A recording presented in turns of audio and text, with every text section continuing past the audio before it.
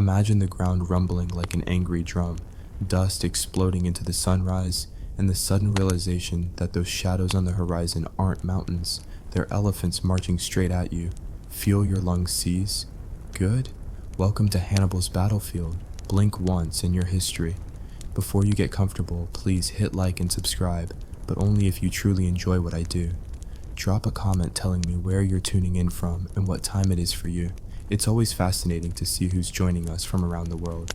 Now dim the lights, maybe turn on a fan for that soft background hum, and let's dive together into today's journey. You start as every great tragedy does, with optimism, a borrowed spear, and the vague conviction that you'll be home by harvest.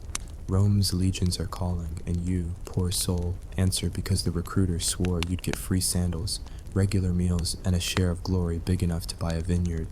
He doesn't mention the small print, marching through Italy in midsummer, sleeping on gravel, and possibly being flattened by a 6-ton war elephant with indigestion. Your first lesson comes at dawn roll call.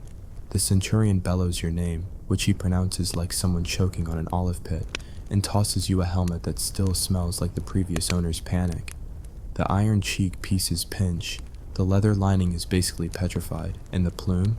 Gone. Someone plucked it for pillow stuffing 6 campaigns ago. You strap it on, straighten up, and almost black out because it weighs as much as a respectable toddler. Breakfast is gritty barley porridge, helpfully flavored with last night's campfire ash. You chew until your jaw begs for diplomacy, then wash it down with wine so sour it could pickle history itself.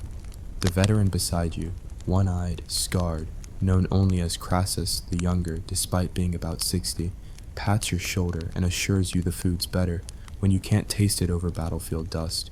You laugh politely, but the joke's on you. He isn't joking. Marching orders hit before the porridge settles. The drum beats start, a rhythmic doom-doom that sinks unsettlingly with your heart. The legion forms up like a red-lined centipede, shields interlocking, spears angled, everyone pretending they're ready. You spend the morning ankle-deep in your own sweat, every step redistributing pebbles inside your sandals until your feet resemble experimental bread loaves. Still, you keep pace, because falling behind means 2 things: extra duty digging latrines and a motivational poke from the Optio's vine staff. Spoiler, the staff wins every argument. By midday, the sun turns cruel. Your metal helmet becomes a countertop skillet, cooking whatever optimism survived breakfast. Heat shimmers off the road, even the cicadas sound irritated. Someone tries to start a marching song, spirited, patriotic, but the tune dissolves when half the cohort coughs up lungfuls of dust in unison. You press on in silence, saving what breath you have for a hypothetical future where you're not actively liquefying. Camp construction begins the moment the standards stop moving.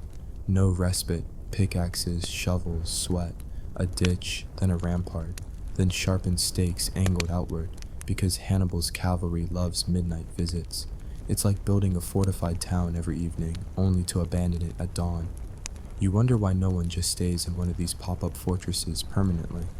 Crassus explains that standing still is how you get surrounded by elephants. You decide motion is underrated. While digging, you catch your first real glimpse of the enemy. Scouting Numidian horsemen, riding like the wind owes them money. Their silhouettes against the dying sun, tossing javelins almost as an afterthought, laughing when they actually hit anything. A javelin thuds into the rampart near your head. You yelp, less heroic roar and more startled goat. Crassus grins, first expression other than boredom you've seen on his face, and mutters, "Welcome to the war, seedling." Dinner is salted pork, tougher than philosophy, and biscuits harder than campaign pay. You gnaw until your teeth squeal. Somewhere a poet soldier recites verses about Rome's eternal destiny. Another interrupts with a story about his cousin who met an elephant once. Consensus: elephants are either myth or oversized cows. No one agrees, and no amount of yelping from veterans changes that. Ignorance, you learn, is comfort food. Night drapes itself over camp. Torches flicker, bugs swarm, and the latrine smell drifts like a lazy ghost. You try sleeping, but the earth is rockier than betrayal. When your eyelids finally concede, a horn blares. Alarm. You claw up, half-armored, bashing your shin on a tent pole, and tumble outside expecting Carthaginian commandos. Instead, you find a runaway mule stamping through tents. The Optio orders everyone back to bed while cursing mules, Carthage, and whatever gods invented surprise drills. Morning brings a new rumor. Hannibal himself rides at the head of 60 war elephants, their tusks gilded, their riders demons in bronze. The number inflates hourly. Some claim 100, others swear 200. By noon the elephants are said to breathe fire. Crassus shrugs. Whatever the count, they're big, smelly, and they step on things. That includes you. You contemplate hiding under a supply cart, but remember you're supposed to represent Roman steel, not Roman squeal. The march resumes. Hills steepen, valleys narrow, and each bend reveals scorched farms. Fields trampled, grain torched, livestock gone. Hannibal's message is carved into the land. Come any closer and you'll starve before you see my elephants. Rome's reply is to keep marching, because pride has an echo louder than common sense. Midway through a gorge you hit the scent wall. Elephant musk. Think barnyard, sweat, and fermented thunderstorm rolled into one nostril-punching perfume. Veterans swap glances, recruits gulp. Peaks loom above, perfect for ambush. You clutch your shield until your fingertips turn white. Then the trumpets scream. They erupt ahead first, African war horns deep and jagged, followed by Roman cornua blaring frantic counter orders. Dust clouds bloom where cavalry whips across the flank. You scramble into battle line, shield overlapping with the man beside you whose helmet is backwards. No time to fix it. Officers scream positions, drums hammer the tempo of impending catastrophe. And then you see them, elephants taller than nightmares lumbering through the haze. Their ears flap like fate deciding whether you matter. Bronze armor squares their foreheads, spikes jut from their tusks, and atop each monster perches a wooden tower stuffed with javelin throwers who look altogether too cheerful. One elephant trumpets, a sound that rattles your bones earlier than your ears, and charges. The front ranks level Pila, commands, aim low, hamstring the beasts, avoid the tusks, pray quietly. You hurl your spear alongside hundreds, a forest of iron singing through the air. Some hit trunks and bounce, others stick but enrage. One lucky shot catches an elephant's eye. It turns, maddened, trampling its own skirmishers. You cheer, victory, right up until another elephant crashes into the line next to you, snapping shields like kettle biscuits and launching men skyward in tangles of limbs and regrets. Chaos is an artist. Horses rear, trumpets wail, swords flash, and dust blinds. You know training drills about holding formation, but drills didn't include living battering rams. The cohort fractures. Centurions bellow to regroup, but their voices vanish beneath the symphony of shrieks and elephant bellows. A trunk whips past, flinging someone like discarded laundry. You duck, stumble, and slam into a fallen comrade. He stares wide-eyed at clouds, chest unmoving. No time to mourn. Hooves thunder behind. You pivot to see Numidian cavalry swirling like a school of piranhas, flinging javelins into exposed flanks. They pull back before infantry can retaliate, then dart in again. One javelin lodges in your shield, another grazes your calf. Warmth floods your boot. Blood. Pain registers second, embarrassment first. You're officially wounded before throwing a single sword slash. At the center, Roman standards sway as elephants push. The legion's backbone bends, ranks compress. Men scream as they're crushed between shields and tusk-plated hide. Officers realize the line will buckle. Orders rush down, pivot, create channels, lure beasts past, then pin them from behind. Sounds brilliant, except no one can hear anything over the living earthquake. Someone yells to cut hamstrings. 5 soldiers rush forward, jab at an elephant's back legs. The animal kicks, pulping one man, but staggers. Cheers erupt. Too soon. The beast topples sideways, and like a collapsing tower, obliterates 2 full ranks beneath, friend and foe alike. You, miraculously, are inches from the carnage, coated in dust and bits of shattered spear shafts. Vision blurs. You taste iron and fear. Through gaps you see Hannibal's infantry, Libyans in gleaming mail, Iberians with falcata swords, advancing behind the elephants. Their discipline is unnerving. Neat ranks stepping over bodies with the courtesy of accountants filing paperwork. They lock shields, angle spears, and meet the battered Roman center, with the enthusiasm of men who know momentum is a friend worth bribing. Crassus appears, face smeared red. Not his blood, he claims, just enemy enthusiasm. He grabs your arm, drags you toward a knot of survivors forming a mini phalanx. Stick tight, seedling, points out, shields overlapped, pray later. You obey, grateful thought is optional. Hannibal's infantry crashes against your makeshift wall. The impact jars teeth, blades clang, men grunt, someone hisses a prayer in Etruscan.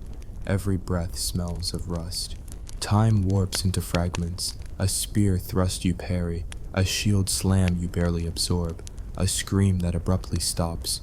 You stab, feel resistance, then nothing. Could be armor, could be flesh, you don't know. Sweat stings your eyes, blood slicks your grip.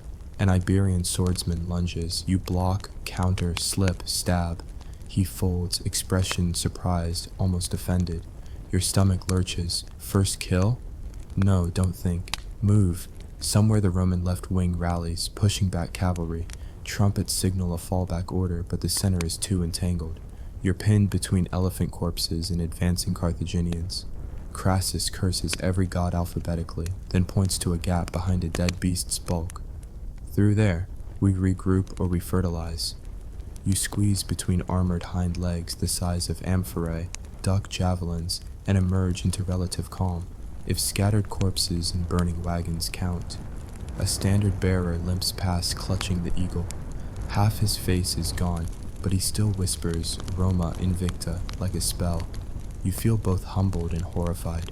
Retreat horn blasts again, longer, desperate. You sprint, shield bouncing, lungs aflame. Behind, elephants still rampage, but fewer now. Some pierced, some lost, all furious. The Romans fall back in ragged squares, not panicked rout. Yet, centurions rally stragglers, reorganize the line on firmer ground. Miraculously, you find your cohort's original banner and collapse beside it, heart hammering like a legionary blacksmith. Crassus slumps next to you, laughs the dry laugh of someone who survived for no sensible reason. First elephant charge is the worst, second's worse, but at least now you know what death smells like. You nod because your mouth can't form words between gasps. Night approaches and Hannibal calls off pursuit. Elephants need rest, men need looting time, and he's a connoisseur of psychological seasoning. Fires flicker across the field as scavengers begin their grim harvest.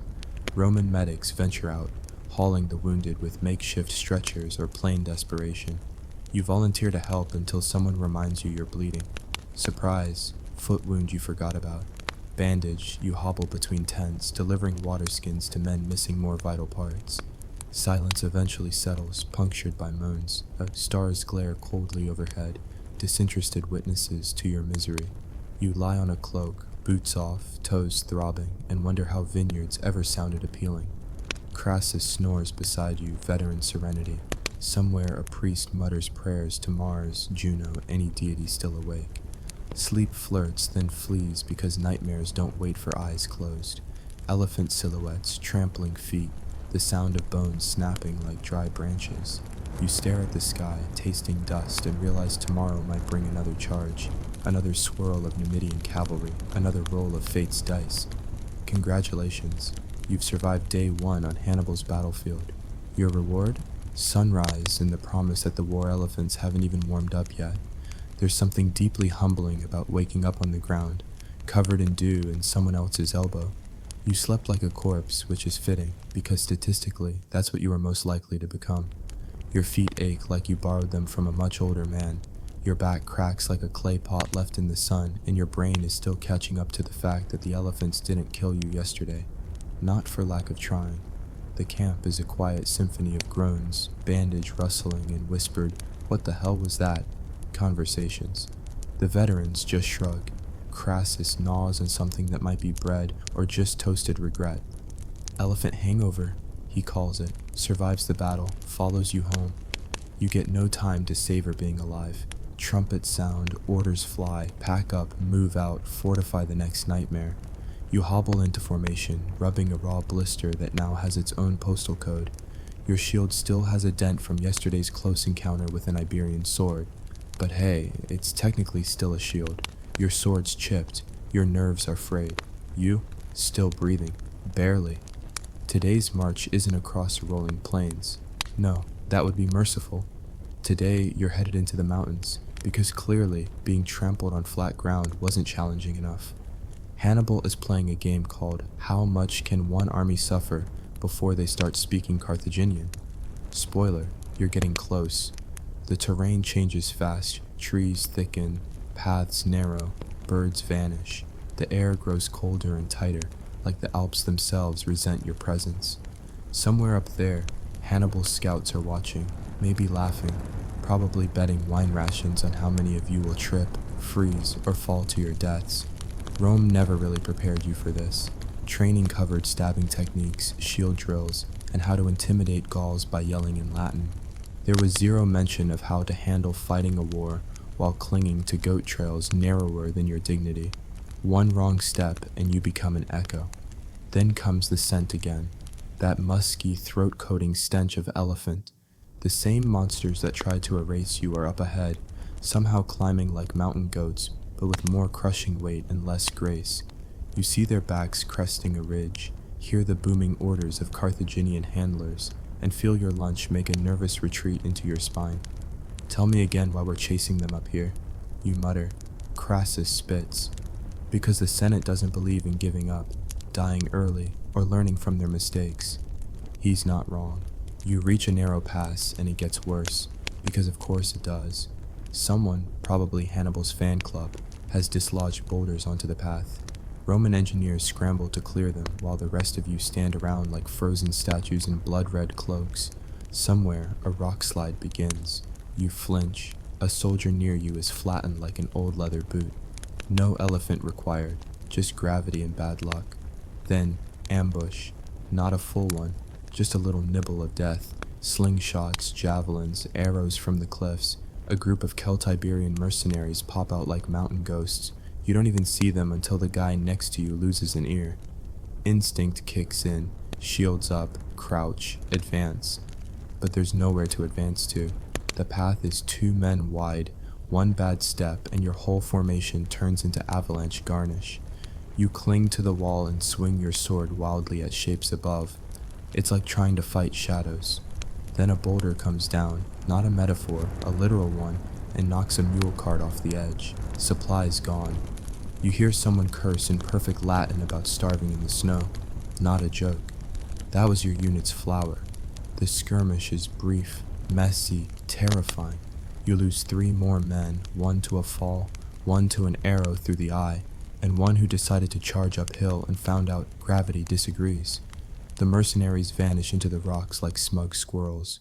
No Roman retaliation, just a lot of screaming, bleeding, and the sudden realization that the mountains themselves are trying to murder you. Evening brings cold, not bundle up cold. No, this is your soul might crystallize cold. The firewood's wet, the tents don't exist, and the only warmth comes from body heat and mutual suffering. You sleep with 3 other men, back to back, too tired to care who snores or who reeks of fear. At dawn, a new horror. Frostbite. You've never seen it before. Now you can't unsee it. Toes blackening, fingers stiffening. Crassus offers grim wisdom. If it turns black and doesn't hurt anymore, you're screwed. Pain means you still got a shot. You wiggle your own toes just to make sure. Marching again, higher still. Clouds cling to the slopes like morning veils. You pass bones, some human, some animal. None labeled, but you get the message. This mountain doesn't want you here. Somewhere on the ascent, your mind starts to unravel. The landscape repeats itself. Trees become enemies. A bird call makes you flinch. Every gust of wind sounds like the trumpet of another elephant charging. You hallucinate one, its shape forming in fog, tusks glowing like crescent moons. You blink, it's a tree stump. Or is it? You reach a pass so narrow it feels like walking across a blade. On one side, cliffs. On the other, cliffs. Beneath your feet, ice-covered rock. One soldier slips, grabs for help, takes 2 others with him. No screams, just the whoosh of vanishing men. At the summit, no fanfare, no cheering, just silence and the brutal understanding that you've got to go down now. Down is worse, because going up, at least you're working. Down, your legs turn into boiled noodles and your feet forget how traction works. You slide, fall, crash. Your armor clatters like cooking pans tossed off a roof. A mule breaks its leg and has to be put down. You watch it happen, blank-faced as if it's a bedtime story. Empathy left back at sea level, and then ambush again, this time in the fog. Spanish light infantry, fast and quiet, rush your lines. You barely get your shield up before one tackles you. Your sword is gone, no clue when you dropped it. You grab a rock and smash until he stops moving. Then you lie there, breathing mist, wondering if that was the last moment you'll feel anything. Eventually, you regroup. The enemy disappears again into the fog like whispers. Your commander says they're probing, softening the legions before Hannibal hits full force. You don't even care anymore. Your brain is busy fantasizing about dry socks and a bath. The march continues, because Rome says so, down into the valleys, where the terrain opens, but the risk only grows. Scouts report Carthaginian camps less than a day away. The elephants are real, and they're warming up. You see one from afar. It's chewing, calmly, like it didn't try to murder you days ago. The arrogance. In camp, morale hits a new low. Half the soldiers have trench foot. The other half have trench personality, sullen, gray, and always wet. Someone tries to sing a Roman hymn. No one joins. Even the gods seem tired. At dinner, dried beans and regret, you sit beside Crassus and stare at the sky. Do you think we'll live through this? You ask. He chews slowly, then shrugs. Live? Maybe. Survive? Probably not the part of you that used to smile. You almost laugh, but your face has forgotten how. You sip your sour wine, let it burn down your throat, and try not to dream about elephants. Because tomorrow, rumor says, Hannibal will attack again. And this time, the elephants come at night. Night should bring peace, or at least the illusion of it. But not here. Not in this cursed valley where mist clings to your ankles like guilt, and the stars stares down like cold spectators at the last match of your sanity. You try to sleep, curled beneath a damp cloak, teeth chattering in protest. Somewhere in the dark, someone sobs quietly into their helmet. You don't judge. You're about 5 minutes away from doing the same. There's a chill that's not just weather, it's foreboding. The air is too still. No wind, no crickets, no distant mule braying in disgust. Just an eerie, unnatural silence. Then, from the distance, a sound that makes your blood solidify. A low rumble. At first you think it's thunder, or an avalanche, or maybe your stomach demanding to know why you gave it half a raw onion in a bean yesterday. But then it comes again, closer now. Thud, thud, like the heartbeat of a monster. Trumpets, real ones this time. Not the metallic kind, but the horrible, echoing kind that shoot straight from the sinuses of living nightmares. Elephants, war elephants in the dark. And then all Hades breaks loose. The Carthaginians attack at night like madmen who read a war manual upside down. Flaming pots sail through the air, crashing into Roman supply wagons, setting the camp alight in slow, mocking bursts.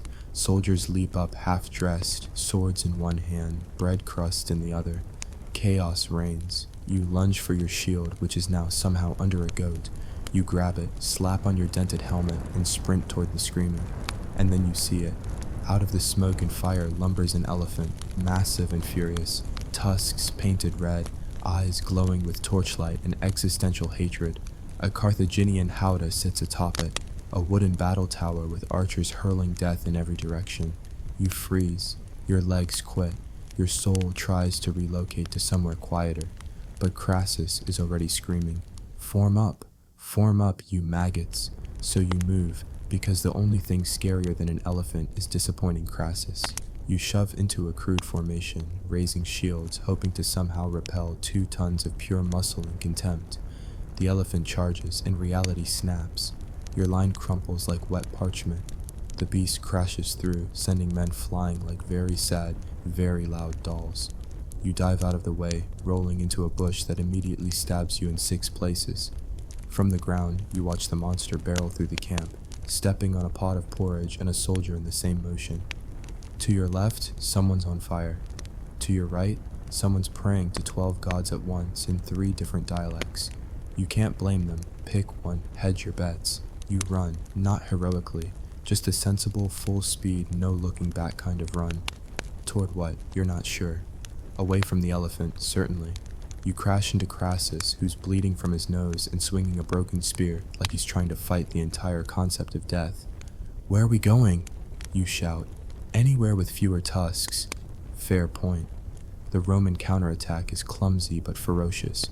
Ballistic crews manage to scramble together and hurl massive bolts into the fog. One hits an elephant square in the neck. It screams, a sound you will never unhear, and goes down in a horrifying heap of trunk, rage, and screaming handlers. But for everyone you take down, another barrels in. Hannibal didn't just bring elephants, he brought nightmare logistics. There are layers to this attack. Elephants to shatter your line, cavalry to flank you while you're panicking, light infantry to pick off stragglers, and just enough chaos to ensure no one sleeps ever again. Eventually, dawn starts bleeding across the mountains. You're still alive, though you're not sure how. You're lying in mud, holding your sword like a teddy bear, your helmet dented into a shape that looks like it lost an argument with a rock. The battlefield is broken, camp in ruins, wagons overturned, bodies everywhere, some Roman, some Carthaginian, and one very unfortunate mule that looks like it died of sheer disbelief. A commander walks by, counting survivors. You try to look alive and functional. It's a stretch. He nods grimly. Reform at the ridge. We're advancing. Advancing. You blink. You are covered in bruises, soot, and what might be porridge.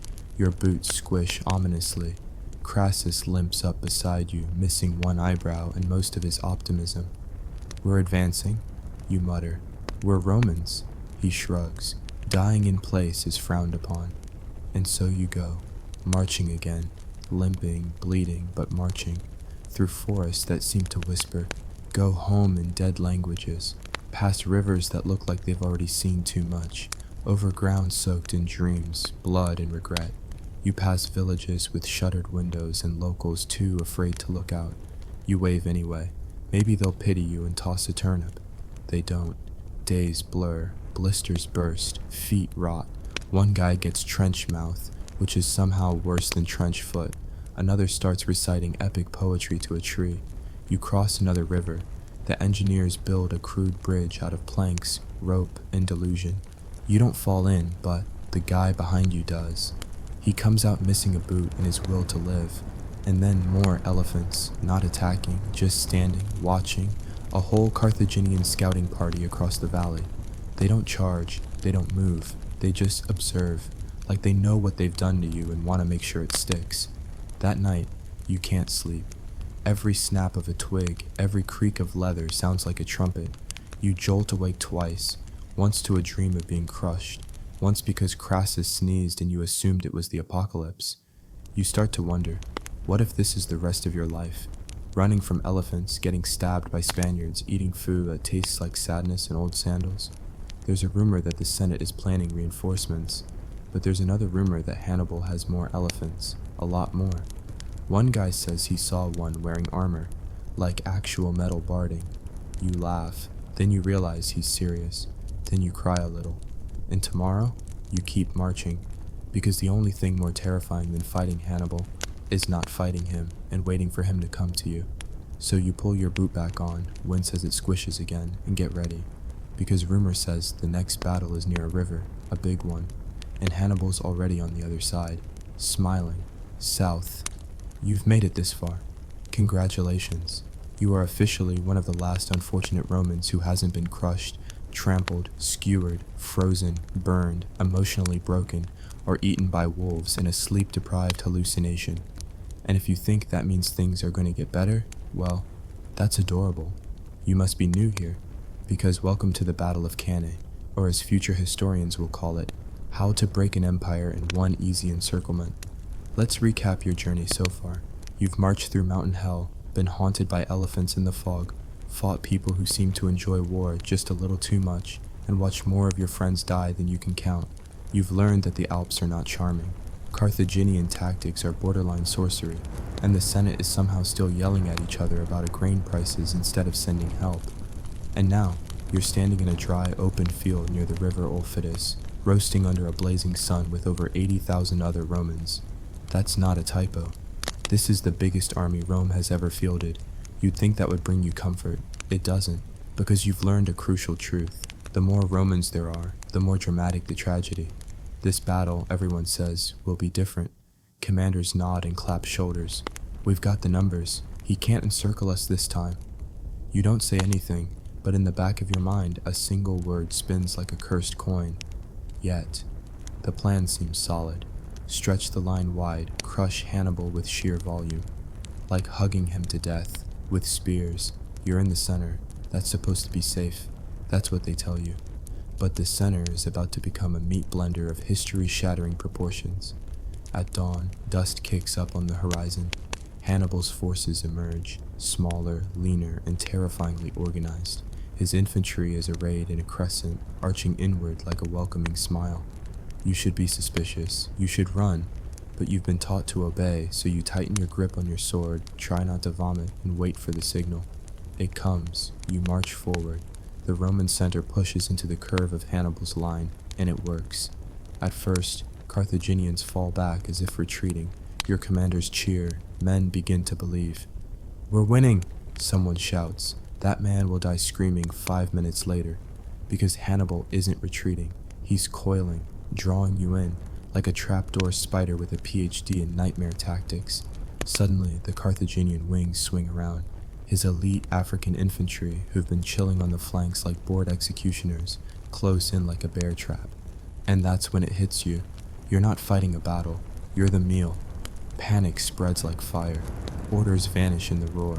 You try to move, but you're crushed on all sides. Romans in front, behind, beside. There's nowhere to run, nowhere to swing your sword. You stab wildly, but mostly hit armor or air. Then Hannibal's cavalry smashes into the rear. You hear it before you see it. Hooves pounding, bones crunching, screams rising, and the sky disappears. You are swallowed whole. No room to breathe. Shields press into your face. A spear handle cracks your ribs. You see someone suffocate right next to you. Not from wounds, just from the sheer weight of the mass. Your feet don't touch the ground anymore. You are pinned, jammed into a heaving organism of terror and blood. You try to shout. No one hears. You try to pray. The gods are busy. Hours pass. Time bends. You swing, sweat, bleed. Someone's sword slashes across your arm. Friendly fire. You scream. No one notices. You lock eyes with a young recruit who looks like he's 12. His helmet is too big. He mouths, "Help!" A javelin punches through his back before you can answer. You're coated in blood. Yours, theirs. Who knows? You can't tell if your armor is hot from the sun or just boiling from the carnage. Eventually, the sun dips low and the butchery slows, because there are fewer of you left, a lot fewer. When the dust settles, Hannibal has killed somewhere between 50,000 and 70,000 Roman soldiers, maybe more. It's not just a defeat, it's a military extinction event. Rome will never be the same. Somehow you live. You don't know how. Maybe you passed out beneath a pile of bodies and got mistaken for dead. Maybe your blood-soaked tunic helped you blend in with the ground. Maybe Mars was feeling generous. You crawl out from under a heap of limbs and broken shields, gasping, sobbing, laughing, all at once. You're not a soldier anymore. You're just a survivor. You walk for hours, barefoot, dazed, armor gone, sword lost. You find a creek and drink like an animal. A wounded horse follows you for a while, then limps off into the woods. You keep walking. You don't know where you're going. You just know it's a way. Eventually, you find other survivors, a few dozen. No one speaks. No one has to. Every face tells the same story. We met Hannibal, and we lost more than a battle. Back in Rome, the Senate will pretend it wasn't that bad. They'll recruit more armies. They'll put up statues and scream about vengeance. But none of them saw what you saw. None of them felt the earth shake beneath a charging elephant. None of them stood in the pit of Cannae, where the gods themselves averted their eyes. Later, people will ask you what it was like. You won't answer. You'll just stare at your scarred hands and mutter, "Don't get caught in the middle." And when they scoff, when they say, "Oh, come on, how bad could it really have been?" You'll look them dead in the eye, leaning close, and whisper, "They brought elephants." At night. Picture this. Sand whipping your face like angry bees, a marching beat louder than your heartbeat, and a king who thinks Persia is just a long scenic detour. Congratulations. You've just enlisted under Alexander the Great. You begin, as most terrible ideas do, in Pella, Macedon, with a recruiter promising glory, plunder, and enough goatskin wine to drown regret. You're 19, bored, and convinced that rubbing shoulders with Alexander, this shiny lion-haired prodigy, will make your name echo through eternity. Spoiler: eternity is mainly echoing laughter at your expense. First lesson: Macedonian boot camp is a field, a stick, and a shouting veteran named Antigonos, who smells like vinegar and disappointment. He teaches you how to thrust a sarissa, a 6-meter pike, without impaling yourself or the guy brushing your hairline in formation. Fail, and you become a cautionary tale whispered after lights out. Pass, and you graduate to wearing 50 pounds of bronze in Mediterranean summer. Your gear: bronze helmet shaped like someone's bad idea of intimidation, cuirass that chafes like jealous cats against your ribs, greaves that pinch your calves into whining submission, and sandals that barely qualify as footnotes. The sarissa is too tall to lean on without tipping. You march with it at exactly the angle Antigonos screams, or he politely adjusts your posture with his boot. Food is a twice-daily miracle of stale barley bread, onions, and salted fish, marinated in dust. Wine is both beverage and antiseptic. You learn to drink enough to forget the taste, but not enough to faceplant into the campfire. Hydration is secondary to morale, apparently. Alexander believes thirst sharpens resolve, or maybe he just hates you personally. Soon Alexander gathers the army, over 40,000 strong, on the Thermopylae road, banners snapping, trumpets snarling. The king himself rides Bucephalus, a horse that looks carved from divine thunder. He lifts a hand, and the army hushes as if Zeus pressed mute. He shouts about vengeance for Persia's old burns, about conquering the edge of the world, about writing names into history's very bones. You cheer, obviously. Peer pressure is potent, and archers stand nearby with sharp arrows. March begins.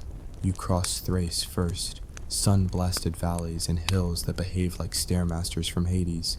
The phalanx moves like an iron-scaled snake, 16 men deep, shields overlapping, pikes bristling. You are row 8, which means you see only helmets and backsides while trusting the first 7 rows to stab accurately. If they hesitate, your sarissa becomes a broomstick. Thracian tribes test you, ambushing with javelins from wooded slopes. Alexander loves a teaching moment, so he orders a direct assault uphill. You climb, sweating waterfalls beneath bronze, while sling stones whistle past. A man behind you takes a rock to the teeth. He crumples, still smiling weirdly. You step over him because Antigonos barks. Forward. He's a lesson, not an excuse. You learn battlefield etiquette. Sorrow is tomorrow's luxury. After Thrace, the army follows the coast toward the Hellespont. Every evening you build camp, a rectangle of stakes and trenches because Persians might appear from the sea like angry dolphins.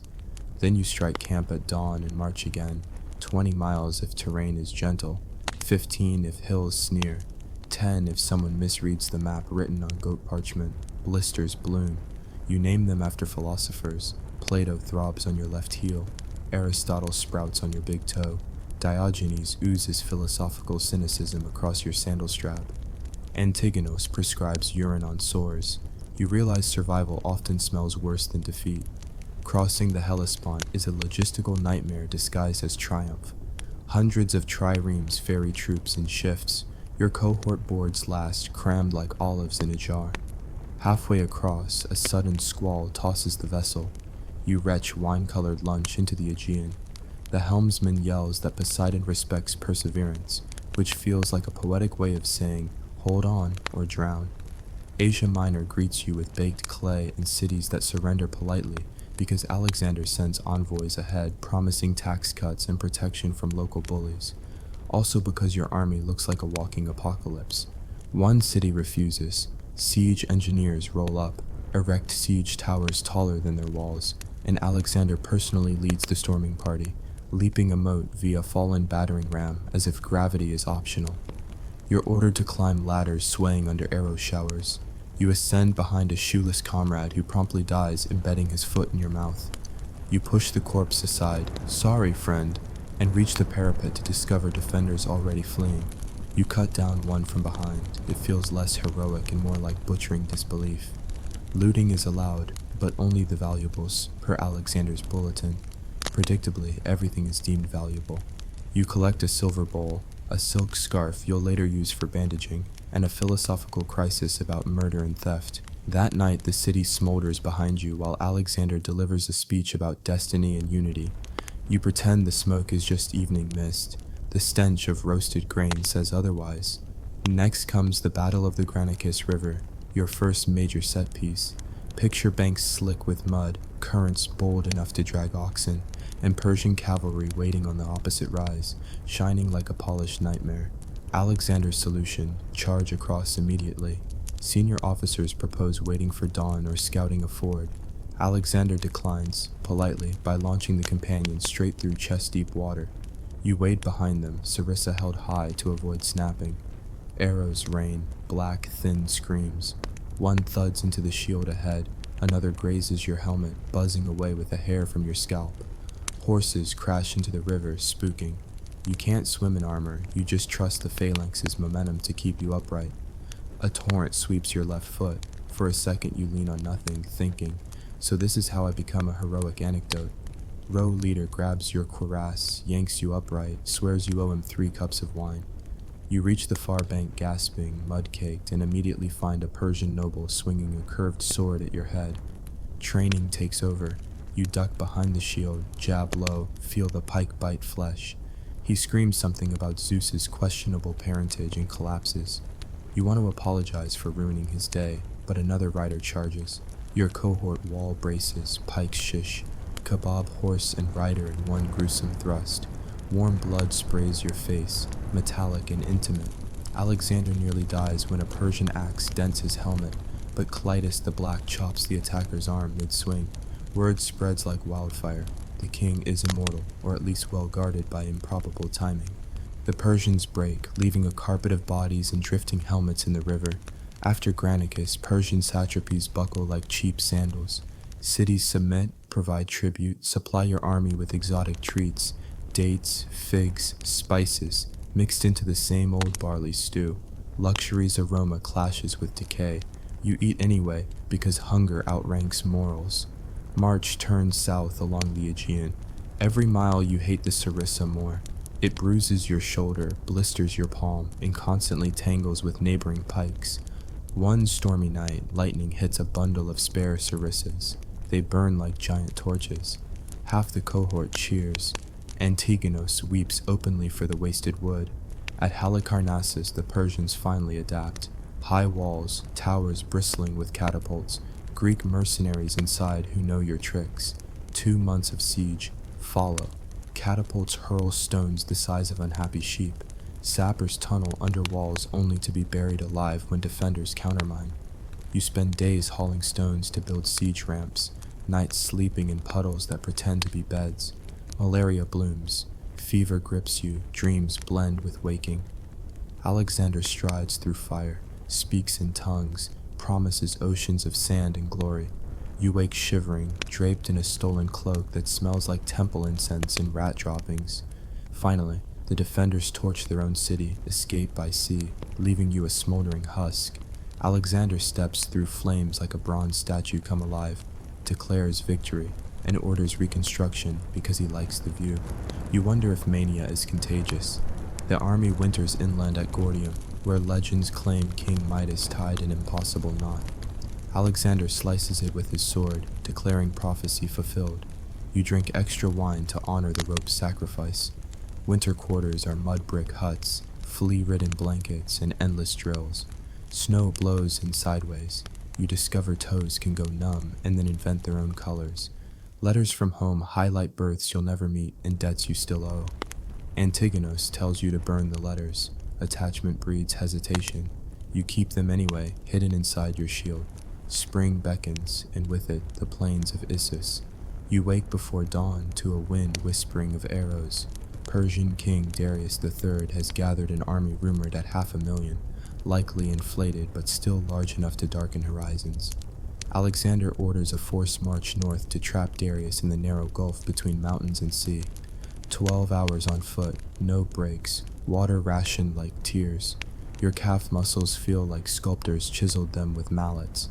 When the armies meet, rain lashes sideways. Alexander rides the line, cloak snapping, voice cutting through storm. Remember, short thrusts, tight formation, follow the king. You nod, because rebellion now would mean dying wet and friendless. Battle erupts at midday. The Persians launch scythed chariots first, wheeled nightmares with blades spinning at axle height. Your front ranks part like a reverse Red Sea. Chariots hurtle through gaps. Then Macedonian youths with javelins swarm them from behind.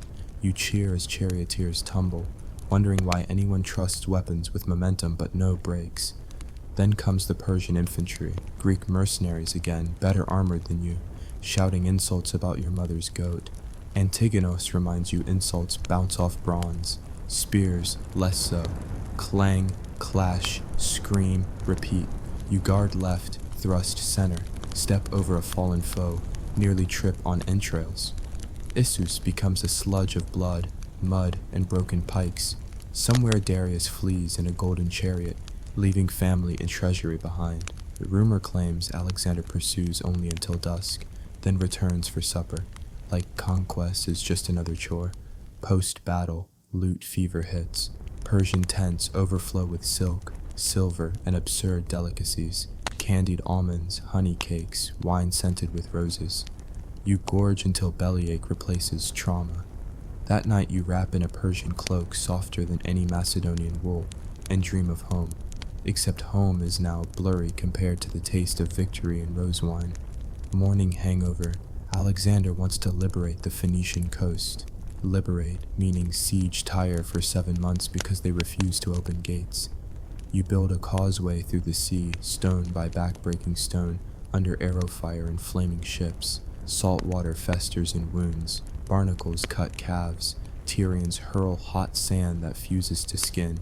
You learn new shades of agony, but keep stacking stones because Alexander said so, and because turning back invites execution, or worse, dishonor. 7 months later, Tyre falls. Massacre ensues. Alexander spares those who flee to the temple of Melkar. Others meet the spear. You stop counting bodies when numbers feel pointless. You pocket a Tyrian coin, promise to spend it on redemption, stash it next to letters from home.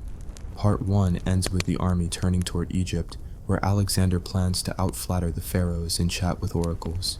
You're 21 now, aged 10 years and 2, rich in scars, poor in certainty, marching deeper into lands whose names taste foreign on your tongue. Blisters have become calluses, fear has become routine. Glory is a word you chant to drown the echo of screams. And somewhere ahead, the deserts of Persia wait, vast and patient, ready to drink what's left of your candle-thin lifespan. So, you've made it through Thrace, Anatolia, the Granicus, Issus, Halicarnassus, and Tyre. Congratulations, you're officially a veteran, or more accurately, a glorified piece of mobile siege equipment with PTSD, trench rot, and a collection of lice who refer to you as Father. Now, you're off to Egypt. Yes, Egypt, the land of pyramids, cats, and baffling religious metaphors where gods have falcon heads and priests smell like embalming fluid. Don't expect a vacation. You're not here for a Nile cruise. You're here because Alexander wants to outshine the pharaohs by becoming one. First, you march across the Sinai. It's not a desert. It's a celestial oven designed to roast meat sacks like you. Daytime heat peels your skin. At night, cold sinks into your bones like a hungry ghost. Water? You drink from mud-slick oases shared with camels who look healthier than you. One soldier tries to bottle scorpion venom to sell back in Macedon. He dies. You steal his boots. By the time you reach Memphis, your toes resemble ancient shriveled figs, and your brain swims in dehydration hallucinations. You think you see the Sphinx wink at you. Alexander marches in like he owns the place, and within a week, he does. The Egyptians, so used to being conquered, hand him a crown, a robe, and divine status like it's a door prize. Suddenly your sweaty, twitchy general is a living god. Great, that's not going to his head at all. Alexander declares himself the son of Amun. You thought his ego had peaked. You were wrong. Now he talks in riddles, stares into the horizon like it's whispering secrets, and insists on building a city from scratch. Alexandria, on the coast, with walls and libraries. You're conscripted into the construction crew. Your tools, a bronze shovel, a rope, and heat stroke. For weeks you haul stone, dig trenches, and argue with architects who have never seen a rain cloud in their lives, but insist on drainage systems. A camel eats your rations. A priest blesses the city by sprinkling wine on a cornerstone. You lick the rock. It's the closest thing to a drink you've had in 2 days. Then it's off to the oracle at Siwa. Why? Because Alexander wants divine confirmation that he's the chosen one.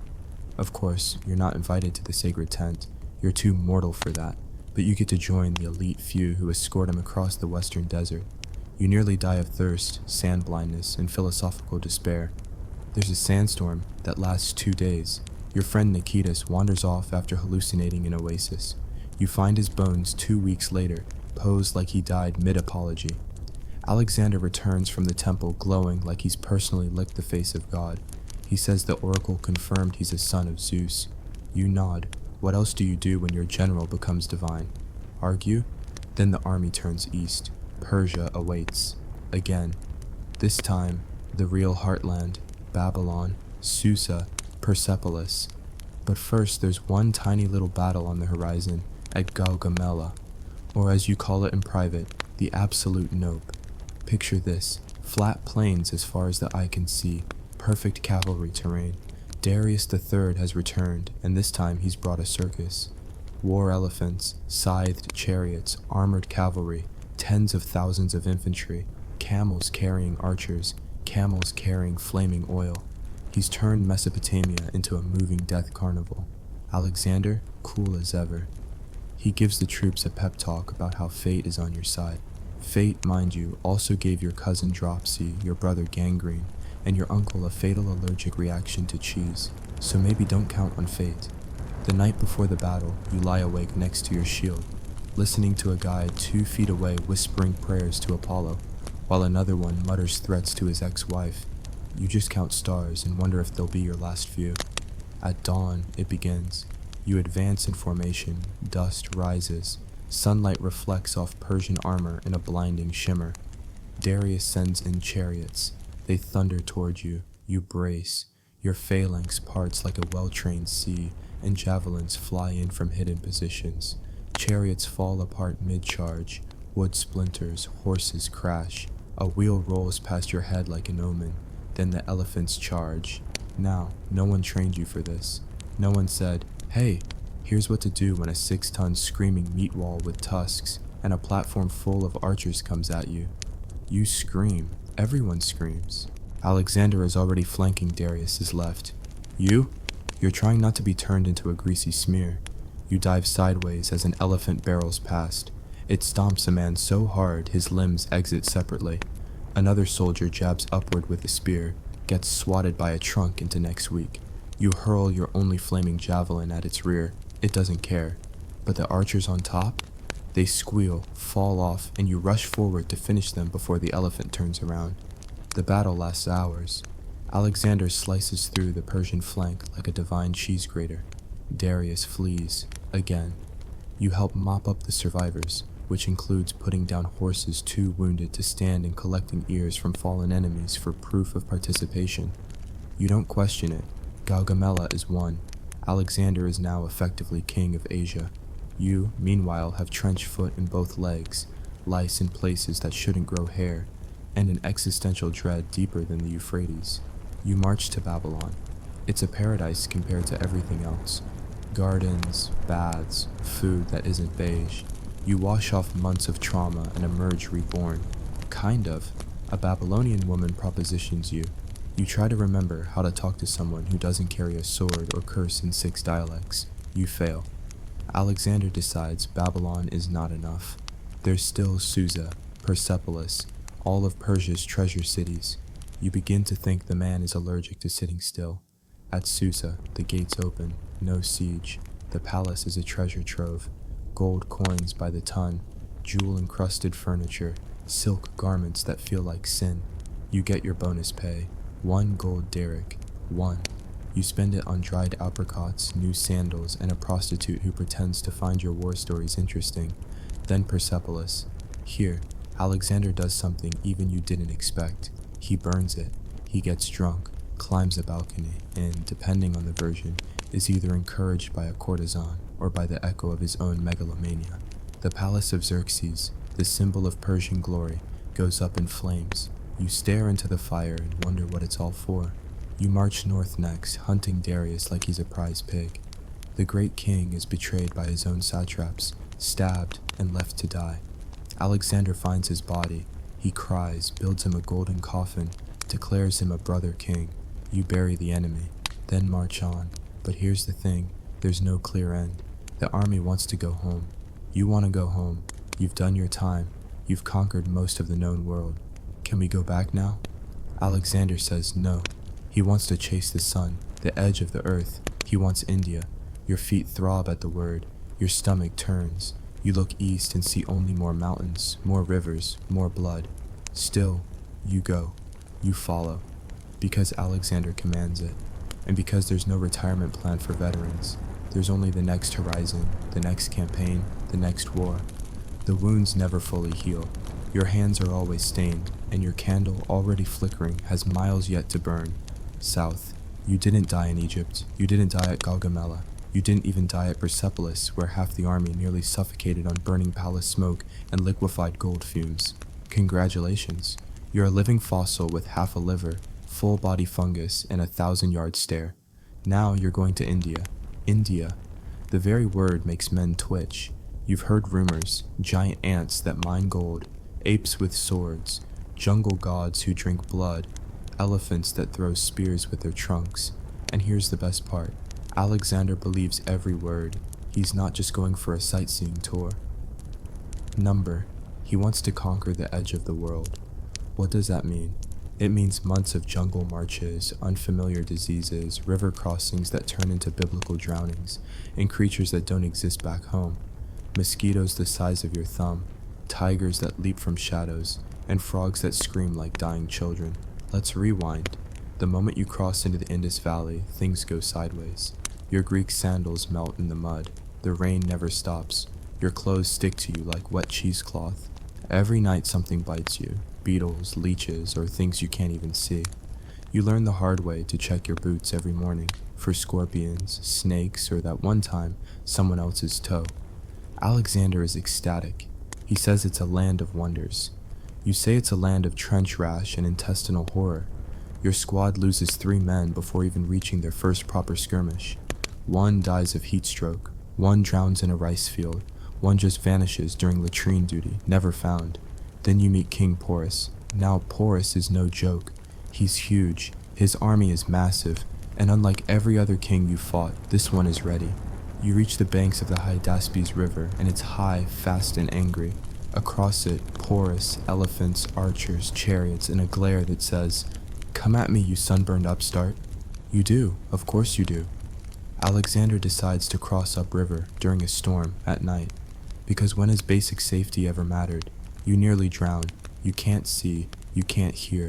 You slip on wet rocks, drag your shield like an anchor, and pray the river doesn't swallow you whole. When you reach the far bank, soaked, bruised, and shivering, Alexander gives a speech about glory. You want to give a speech about fungus infections in your groin. Then the battle begins. Porus sends in the elephants. This time, there are dozens. They don't just trample. They're trained, armed, riders on top fire arrows while the elephants gore and stomp. One wraps his trunk around a man and rips him in half like a chicken leg. You're stuck in phalanx formation, praying your sarissa can pierce pachyderm hide. It can't. The elephants crash into your lines like living siege towers. Men scream, blood sprays. You stab one in the eye. It keeps moving. Another soldier is stepped on so thoroughly his armor fuses to the mud. You lose your spear and climb under a body to survive. You don't come out for 30 minutes. Eventually, the tide turns. Alexander's cavalry flanks Porus. Archers pick off the mahots. The elephants panic and stampede their own troops. It's a slaughter. You crawl out, shaking, caked in mud and blood, half of it not your own. Alexander approaches Porus, not to execute him, but to praise him. Calls him a king worthy of a king, gives him his land back. You're too tired to care. You just want clean water and one night without ants crawling up your nose. But of course, there's no rest. There's never rest. Alexander wants to keep going, further east, toward more kingdoms, more rivers, more mythical nonsense. The men rebel. They don't yell. They don't scream. They just stop. It's raining. Everyone's skin is peeling. Half the men have dysentery, the other half malaria. Alexander climbs a mound, gives one of his God-on-earth speeches. No one cheers. 1,000-yard stares. A single cough. You expect punishment. But for the first time, he relents. He weeps. He sulks. Then he turns back. But don't think that means you get to go home. No, you get to take the worst route possible, through the Gedrosian desert. Imagine hell. Now make it drier. That's the Gedrosian. You march into a dust bowl of heat and death. No water, no food, no shade. Camels collapse. Horses go mad. Men drink their own urine. You do too. Twice. You hallucinate. You talk to rocks. You see your mother in a mirage. You watch strong men stripped naked, run into the dunes, and vanish forever. Out of 60,000 who enter, less than half survive. But you do, because you're too stubborn to die, or too unlucky. By the time you reach Babylon again, you are a shell. Your body is a ruined temple. Your soul is the wind. You're done. Surely you think this must be the end. It is, but not for you, for Alexander. Back in Babylon, surrounded by priests, sycophants, and imported dancers, Alexander falls ill. Fever, sweats, delirium. Some say it's poison. Some say it's malaria. Some say the gods finally called in their debt. You watch from afar as the man who dragged you across continents slips into death. 10 days of fever, then silence, and then chaos. There's no air, no plan. The empire fractures instantly. Generals squabble like vultures over a carcass. You're offered the chance to serve under one of them. Maybe Ptolemy in Egypt or Seleucus in the east. You say no. You walk away. Because after all you've seen, you don't need more glory. You need rest. You need quiet. You need to forget the sound an elephant makes when it dies, and the look in a boy's eyes when he realizes he's about to be crushed. You limp home, what's left of it. Macedon is different now, or maybe you are. You sit by fires, you drink. You don't speak of what you saw. You can't, because how do you explain that you followed a man who thought he was a god, across deserts and mountains, through blood and madness, only to find that at the edge of the world, there's just more dirt? You survived, Alexander, but only just. You thought the nightmare ended when Alexander coughed his last in Babylon, but nightmares don't end, they mutate. One moment you're a veteran of 3 continents, the next you're just another unemployed killer clutching a severance package of lice, scars, and stories no one wants to hear. Your first mistake is assuming you can simply go home. Home, as it turns out, is a mirage, like the oasis that devoured Nikitas. The roads are crawling with deserters, refugees, and recruiters from every would-be successor. Ptolemy in Egypt, Seleucus in Babylon, Antigonus in Phrygia, Lysimachus in Thrace. Each promises land, pay, and glory. You gag at the word. You travel north in a ragged caravan of ex-companions, camp followers, and widowed baggage women who refuse to stay in Babylon's shadow. The Tigris Valley is fertile and fragrant, pomegranate groves, reeds whispering at dawn. But you barely notice. You're busy scanning tree lines for phantom elephants and listening for chariots in the rustling wheat. Crossing the Taurus Mountains in early spring should feel like freedom. Instead, it feels like deja vu. Snowmelt streams, mule collapses, avalanches of doubt. A thunderclap triggers the same quake in your chest that Persian arrows once did.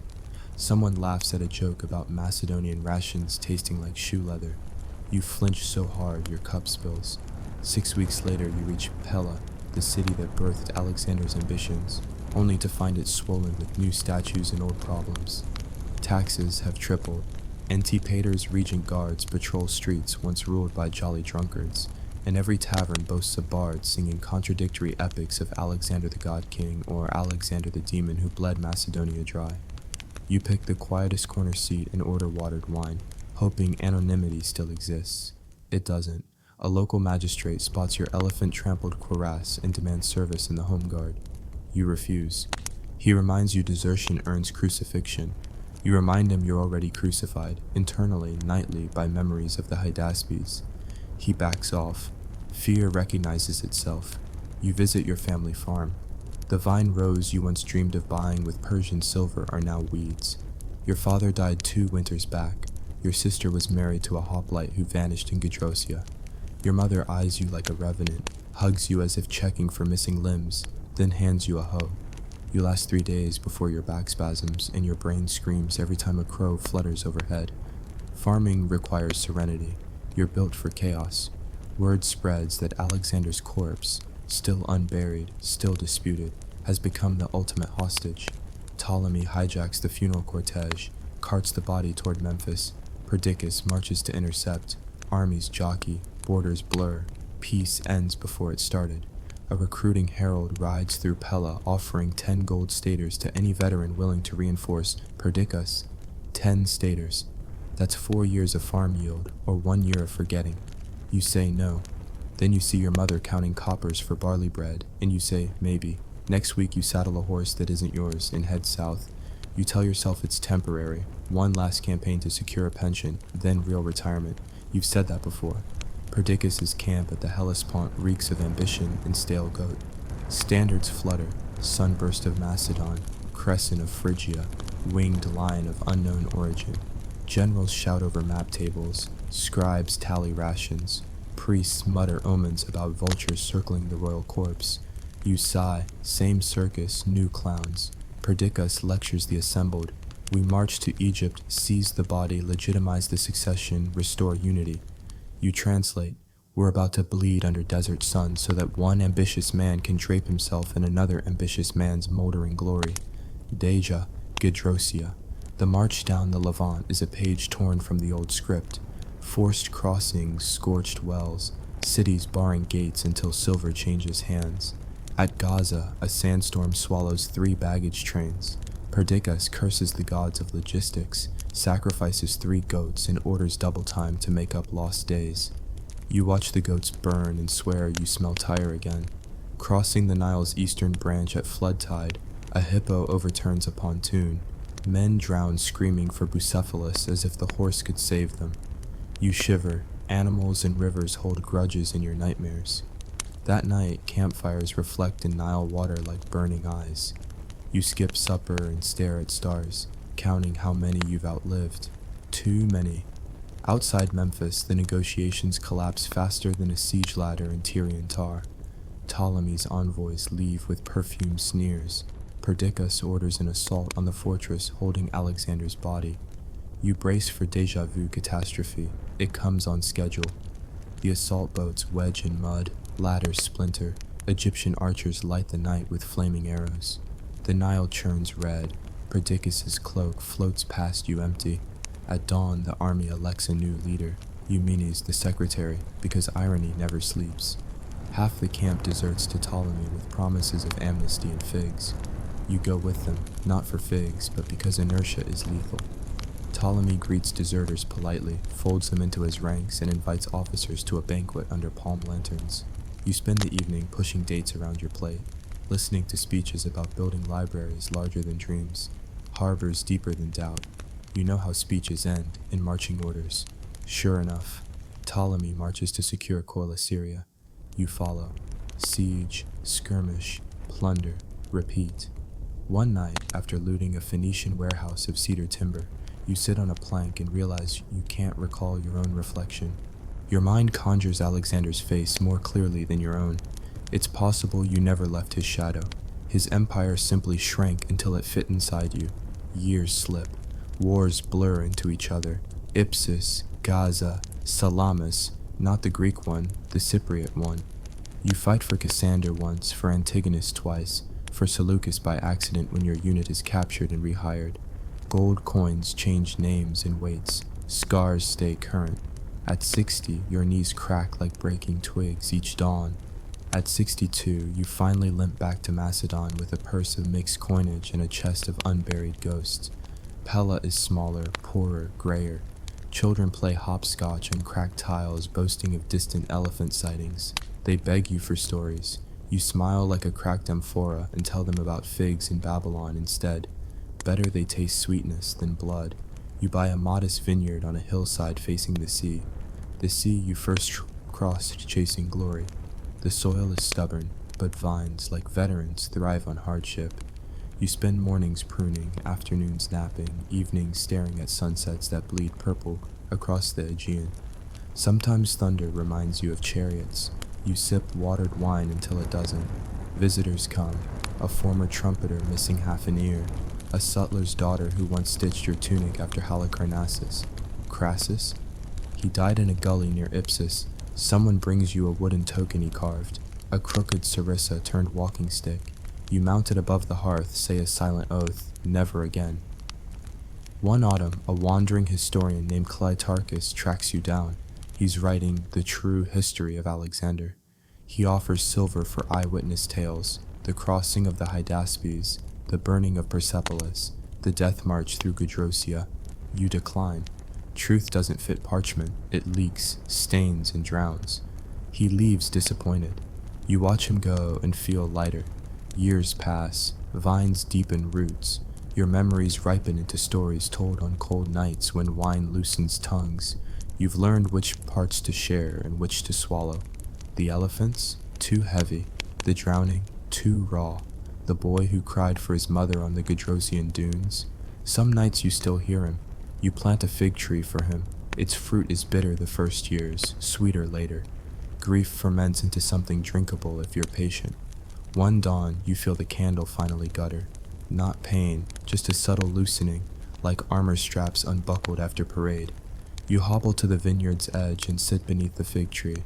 Cicadas buzz, the Aegean winks silver. You breathe slow, tasting salt, earth, and the faint musk of ripe grapes. You think of Alexander, not the god, not the conqueror, but the restless boy whose dreams dragged half the world behind him. You whisper a toast to him, to the friends long gone, to the fools who believed greatness was worth the march. You raise an imaginary cup. I outlived you all, you murmur, but the candle's done. A breeze stirs the leaves, gentle as a phalanx finally at ease. Somewhere far off, a shepherd's horn sounds, not a battle signal, just the mundane music of a world still turning, uncaring and beautiful. You close your eyes. History keeps marching. You at last do not. Imagine biting into what you think is pudding, only to realize it's thawing seal fat mixed with iron filings, then discovering that's the best meal you'll have for months. Welcome aboard Sir John Franklin's quest for the Northwest Passage, where hunger is king, frostbite is its jester, and you're the punchline. You sign on because Victorian newspapers gush about exploration, empire, and the romance of the polar night. Also, the Admiralty dangles steady pay, 3 square meals a day, and the promise of everlasting glory. Your mother cries with pride. Your father pats your shoulder like you're already a marble statue. You, meanwhile, picture heroic portraits and think nothing can go wrong when ships are named Erebus, place of darkness, and terror. Foreshadowing? Never heard of her. The preparations look impressive. Steam engines bolted into stout oak holes, iron plating welded on, and a mountain of provisions, 8,000 tins of food, barrels of rum, and enough lemon juice to drown scurvy. You tour the dockside warehouse and marvel at crates stamped Goldner's patent meat. The tins shine like promises under London's weak sun. No one mentions they were sealed in a hurry with lead solder that drips like toxic icing. The departure day, May 19th, 1845. Brass band blaring, flags flapping, relatives waving handkerchiefs. Franklin, 60 years old and styled as the man who ate his boots from an earlier disaster, stands on deck radiating confidence. You decide his double chin means he knows food.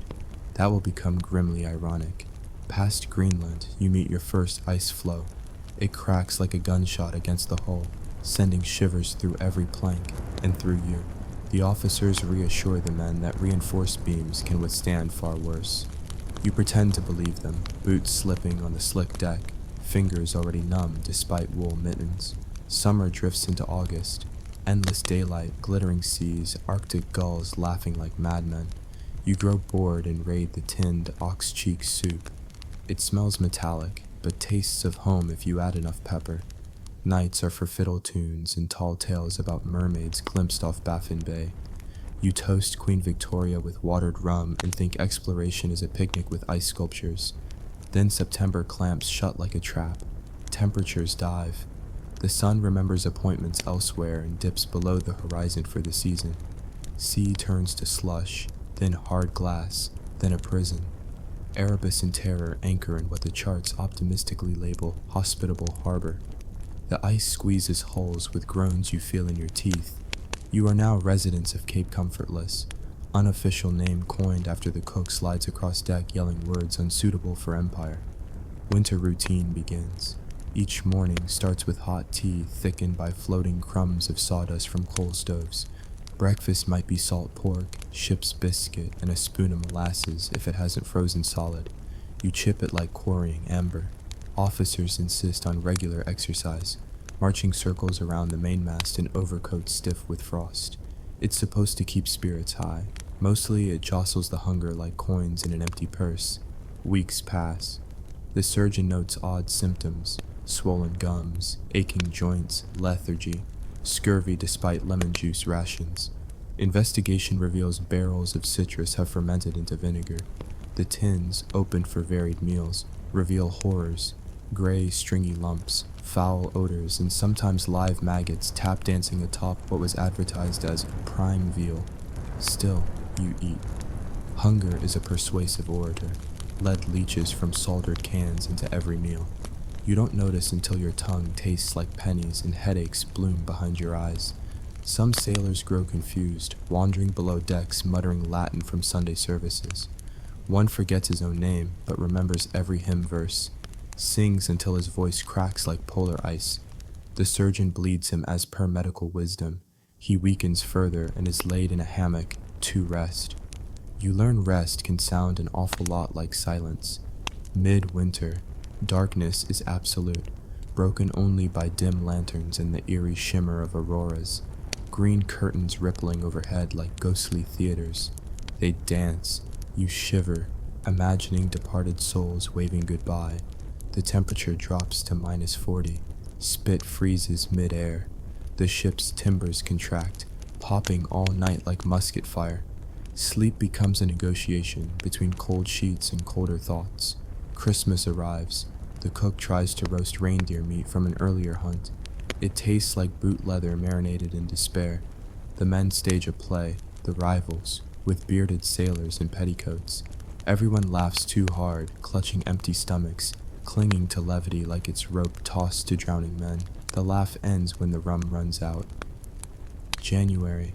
Fresh snow drifts high enough to bury deck rails. The coal bunkers dwindle. Rationed heat means waking to ice rimming your beard. The latrine buckets freeze solid. You chip them out with chisels while cursing every Admiralty clerk in warm London offices. The surgeon now catalogs 23 cases of debility. You translate slow unraveling of bodies into husks. A rumor circulates. Eskimo hunters live nearby and trade seal meat for trinkets. The officers dismiss it. Inuit savages are unreliable. You volunteer to search anyway. Command refuses. Pride stifles survival. Pride wins as usual. March. The ice shows no sign of melting. Stores show every sign of depletion. A tin labeled carrots reveals slimy green sludge. You scrape off mold, toss it in stew, call it victory stew. Your bowels protest like mutineers. Inside the sick bay, men with distended bellies lie side by side, eyes dull as coal dust. April. Franklin orders a sledging party to find open water and maybe rescue. 40 men drag boats over hummocked ice like ants hauling dead giants. You stay aboard, nursing frostbitten toes. Days later, the party staggers back, half snowblind, all starving. They report miles of unbroken ice and the tracks of polar bears following them like white reapers. No fresh meat. One sailor accidentally shoots his own foot. Ammunition wasted, morale amputated. May. Light returns, a mocking brightness. Instead of thawing, the ice grips harder. Franklin, gaunt and gray, writes in his journal about continuing to hope in divine providence. Divine providence, alas, declines comment. That evening, Franklin collapses at dinner. One spoonful of disputed meat and he keels over. The surgeon pronounces apoplexy. Others whisper lead colic, starvation, heartbreak. Captain Crozier of Terror assumes command. Hope officially retires. You begin dreaming of food, thick, crusty loaves steaming in a hearth, roast beef bleeding joy, peaches sweating syrup. You wake biting your mitten. The carpenter suggests dismantling parts of Erebus for firewood. The first mate calls it sacrilege. The men call it survival. Axes swing. The ship groans again, not from ice, but from you tearing out her ribs. Watching splinters scatter across deck snow, you realize home is cannibalized now, and the metaphor is losing patience. June. Seals appear on distant leads of water, black shapes basking. You volunteer for the hunt. The sled team trudges 12 miles, stomachs growling like hellhounds. You spy seals, raise gun, your hands shaking from weakness, miss every shot. A comrade lands one bullet, but the seal slips into water trailing crimson. Dinner swims away under the ice you stand on. One man weeps openly. No one mocks him. Envy is silent. July. The first thaw trickles through cracks. Instead of jubilation, panic. The ice shifts unpredictably, jostling the ships, threatening to crush them like nuts in a vice. You longed for release. Now release looks like wreckage. Crozier orders evacuation to shore. Men load sledges with scant provisions, a few books, and Franklin's silver plate, still obsessing over British decorum in a land that has no concept of tea time. You haul yourself onto King William Island, a white nothing dotted by rock cairns. The plan is to march south toward the back river, some 400 miles, where trading posts might exist if maps aren't lying. You hitch a harness to a boat sled. Each pull feels like dragging betrayal itself. Food is counted, 30 days of half rations for 105 men. You do the math, pray you're wrong, redo it, it's worse. But once you start walking, mathematics no longer matters. Only the rhythm of slog, collapse, stand, repeat. Boots wear through, toes blacken, wounds fester into smelling testaments of neglect. Still you march, because dying standing seems nobler than dying still. One afternoon, Private Evans stumbles, cannot rise. He begs for water, none remains unfrozen. He begs to be left, Captain refuses. 2 men drag him on a sledge until frost finishes what hunger started. That night the burial is shallow, ground too hard. A fox digs him up by dawn, tugging at his fingers like chewy sticks. You avert your gaze, but the crunch echoes. September. 20 men left. Your breath tastes of copper. Tongue feels twice its size. You gnaw leather straps, spit them out. Someone suggests the last resort. Silence answers. Eyes shift, measuring. The surgeon records necessity. No one argues. The first carving is clinical. Thigh muscle from a sailor who succumbed naturally. Cooked over blubber flame, it smells like lamb, tastes like shame seasoned with survival. You swallow, retch, swallow again. The line between man and meal erodes faster than the ice did months ago. Snow begins to fall early. Tracks vanish. Rivers freeze wrong. You're lost, dragging ghosts behind you. Part 1 ends here, on a twilight plateau of ice and dread, as you stare south toward a horizon that never comes closer. Your stomach is an empty drum. Your soul is a frost-laced whisper. And you finally understand why tinned optimism is deadlier than any polar bear.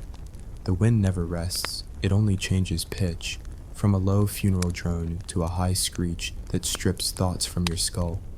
Each morning begins with the same arithmetic of despair. Weigh what's left of the biscuit bag, count who's still breathing, decide which direction looks least homicidal. The compass needle sulks, twitching like it regrets volunteering. South, it says, faintly. South is always south, the direction of maps and mercy. Except now you suspect it's just another cruel joke, played by a planet that never wanted visitors. Your body feels hollowed, a walking pantry that's been looted floor to ceiling. The rumbling in your gut has matured into a dry, authoritative growl. No longer a request, more a declaration of imminent revolt. Steps are scored by bone on bone, knees rasp, hips protest, toes splinter inside boots stiffened into iron by alternating thaw and freeze. Frost flowers bloom in your beard. They crackle when you try to speak, so most men don't bother. Conversation wastes heat, and heat is a currency nobody earns anymore. On the 9th day of the march, a sledge runner snaps. The men stare at the broken wood as if it were a severed limb. No one suggests repair. The word itself feels luxurious, as foreign as ballroom or banquet. Instead, they lighten the load, jettisoning blankets black with mildew, a brass-bound Bible, and 2 silver candlesticks, Franklin insisted would be useful for maintaining civilized morale. Civilization is now a rumor. The candlesticks clatter to the ice and vanish under drifting snow, swallowed like every other boast of empire. Crozier tries to keep spirits alive by reading aloud from Shakespeare after halts, but the verses echo inside the skull like empty tin cans. Falstaff's jests about sack and capons twist the knife. One night a deckhand named Bridgens interrupts a monologue to ask, quietly, how many sonnets equal a loaf of bread? No one answers. Crozier closes the book, hands trembling, and for the rest of the journey the bard stays muzzled inside oil-stained pages. Scurvy blossoms in technicolor. Gums swell purple, teeth wobble like loose cobblestones. A gunner named Reed sneezes and 3 molars leap from his mouth, each trailing a comet tail of blood. He laughs, high, brittle, a sound as broken as the sledge, and daubs the red smear across his face, declaring himself a painted savage fit for Her Majesty's theater. No one laughs back. 2 days later, Reed is too weak to stand. The next morning his blanket is empty, footprinted away by something that leaves wide pads and curiosity in the snow. The tracks end at a crusted patch of pink. The polar bear at least found supper. You discover starvation has stages. First comes loud hunger, the riot in the belly, then a deceptive plateau where your stomach seems to sleep and everything tastes of flannel lint. Finally, the body begins to devour itself, muscle stripped from bone, vision tunneling into black-edged postcards. During that phase, memories become meals. You sit on your pack chewing the shape of your mother's Sunday roast, slicing imaginary beef with frost-numbed fingers, tasting phantom gravy sliding down a throat already half closed by thirst.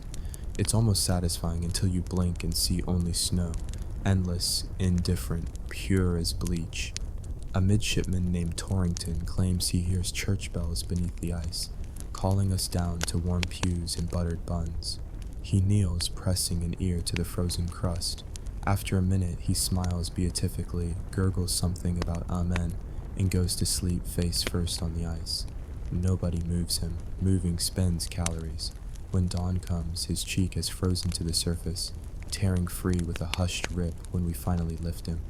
Part of his face remains behind, a mask abandoned at a masquerade nobody enjoyed. Day 14.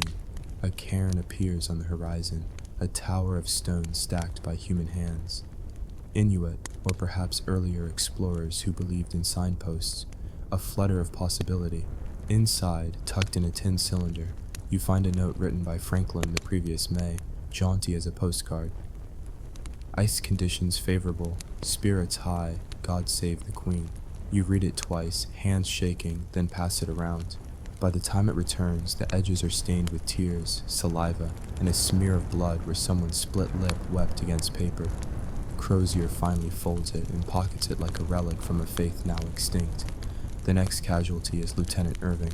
He spends a morning insisting the horizon is melting, as if the world beyond is turned into soup.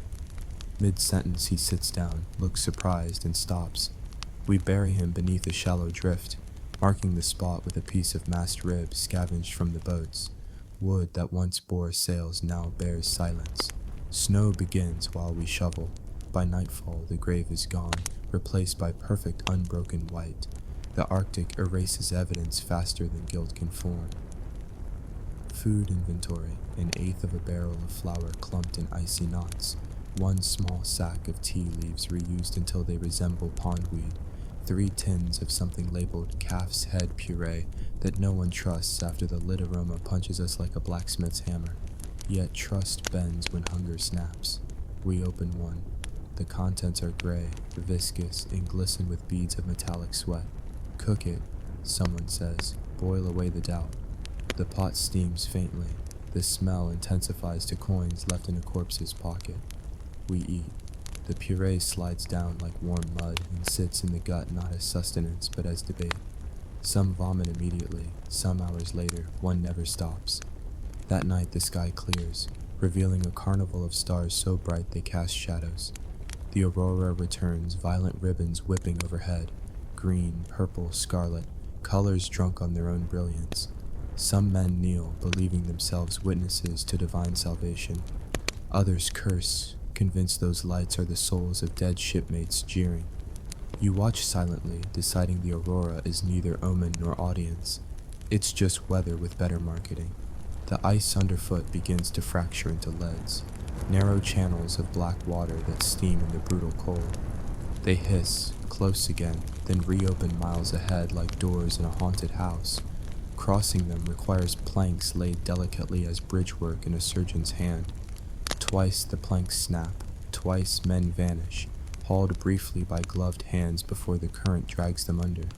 Their screams are short, the bubbles shorter. The lead knits shut, stitching water to ice as neatly as nature darning socks out of nightmares. The surgeon, Stanley, keeps a ledger of deaths. His handwriting, once neat copperplate, has devolved into desperate scratches. Cause of death columns shift from exposure and malnutrition to more cryptic notes: despair, voluntary stupor, ingestion of atypical meal.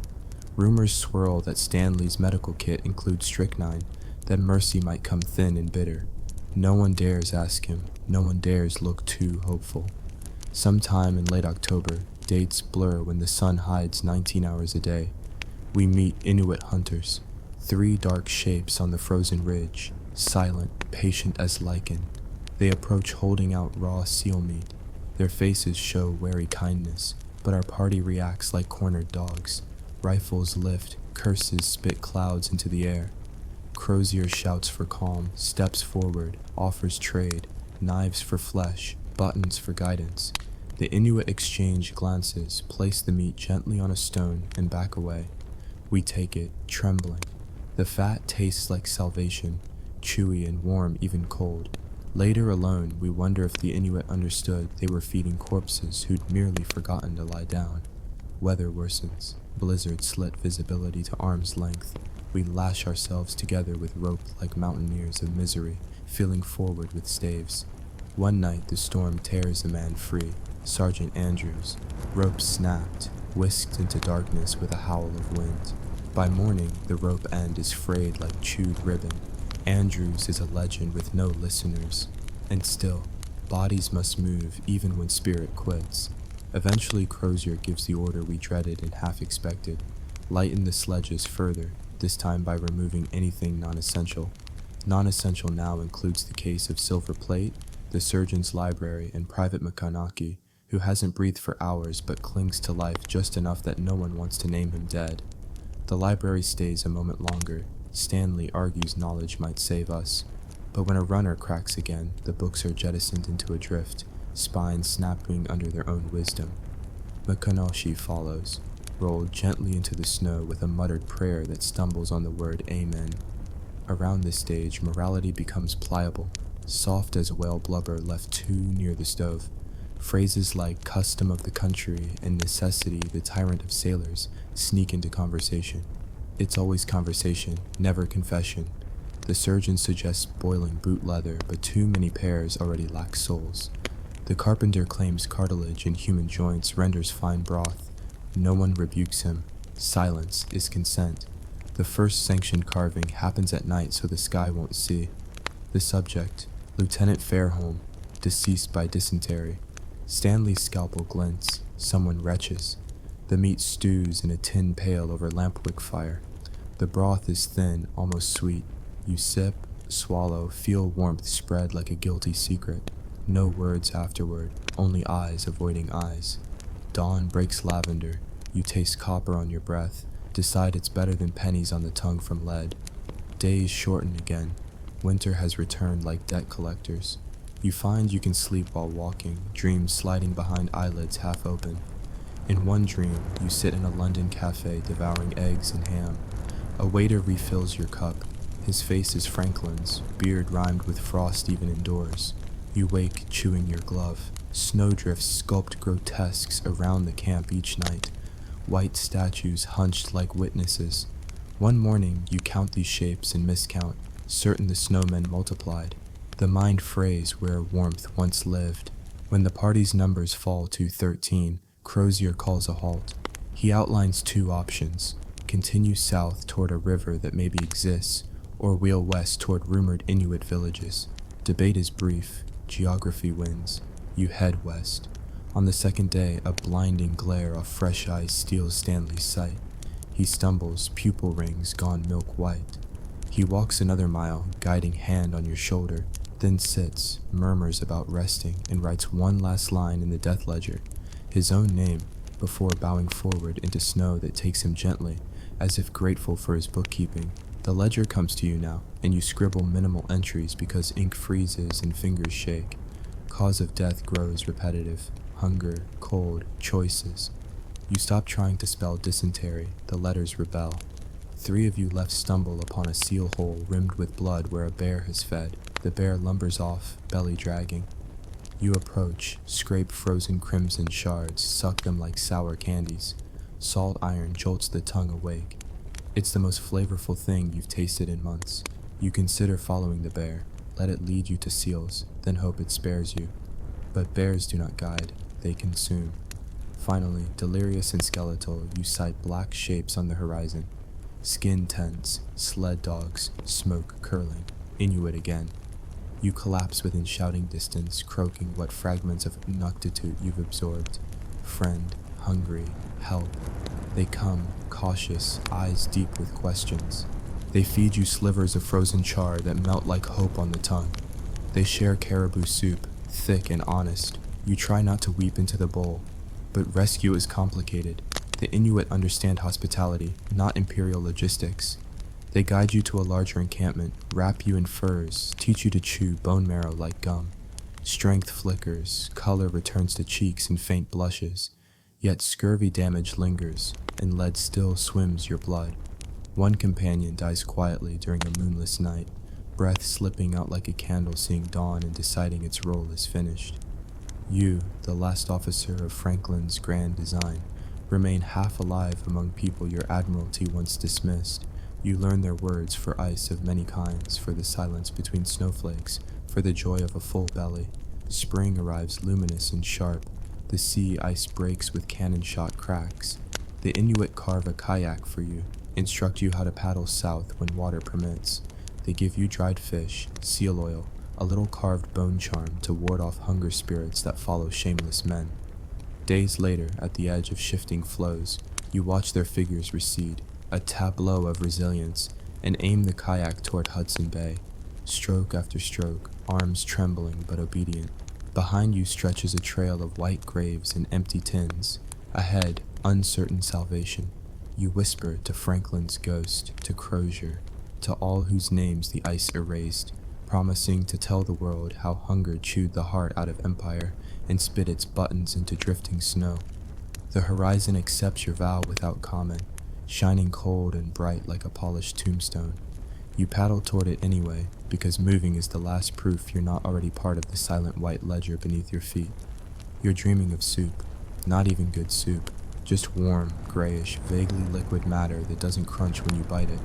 That's the bar now, but instead of soup, you wake up to your ship creaking like it's trying to escape its own fate, and your fingers so numb they feel like they're made of borrowed wood.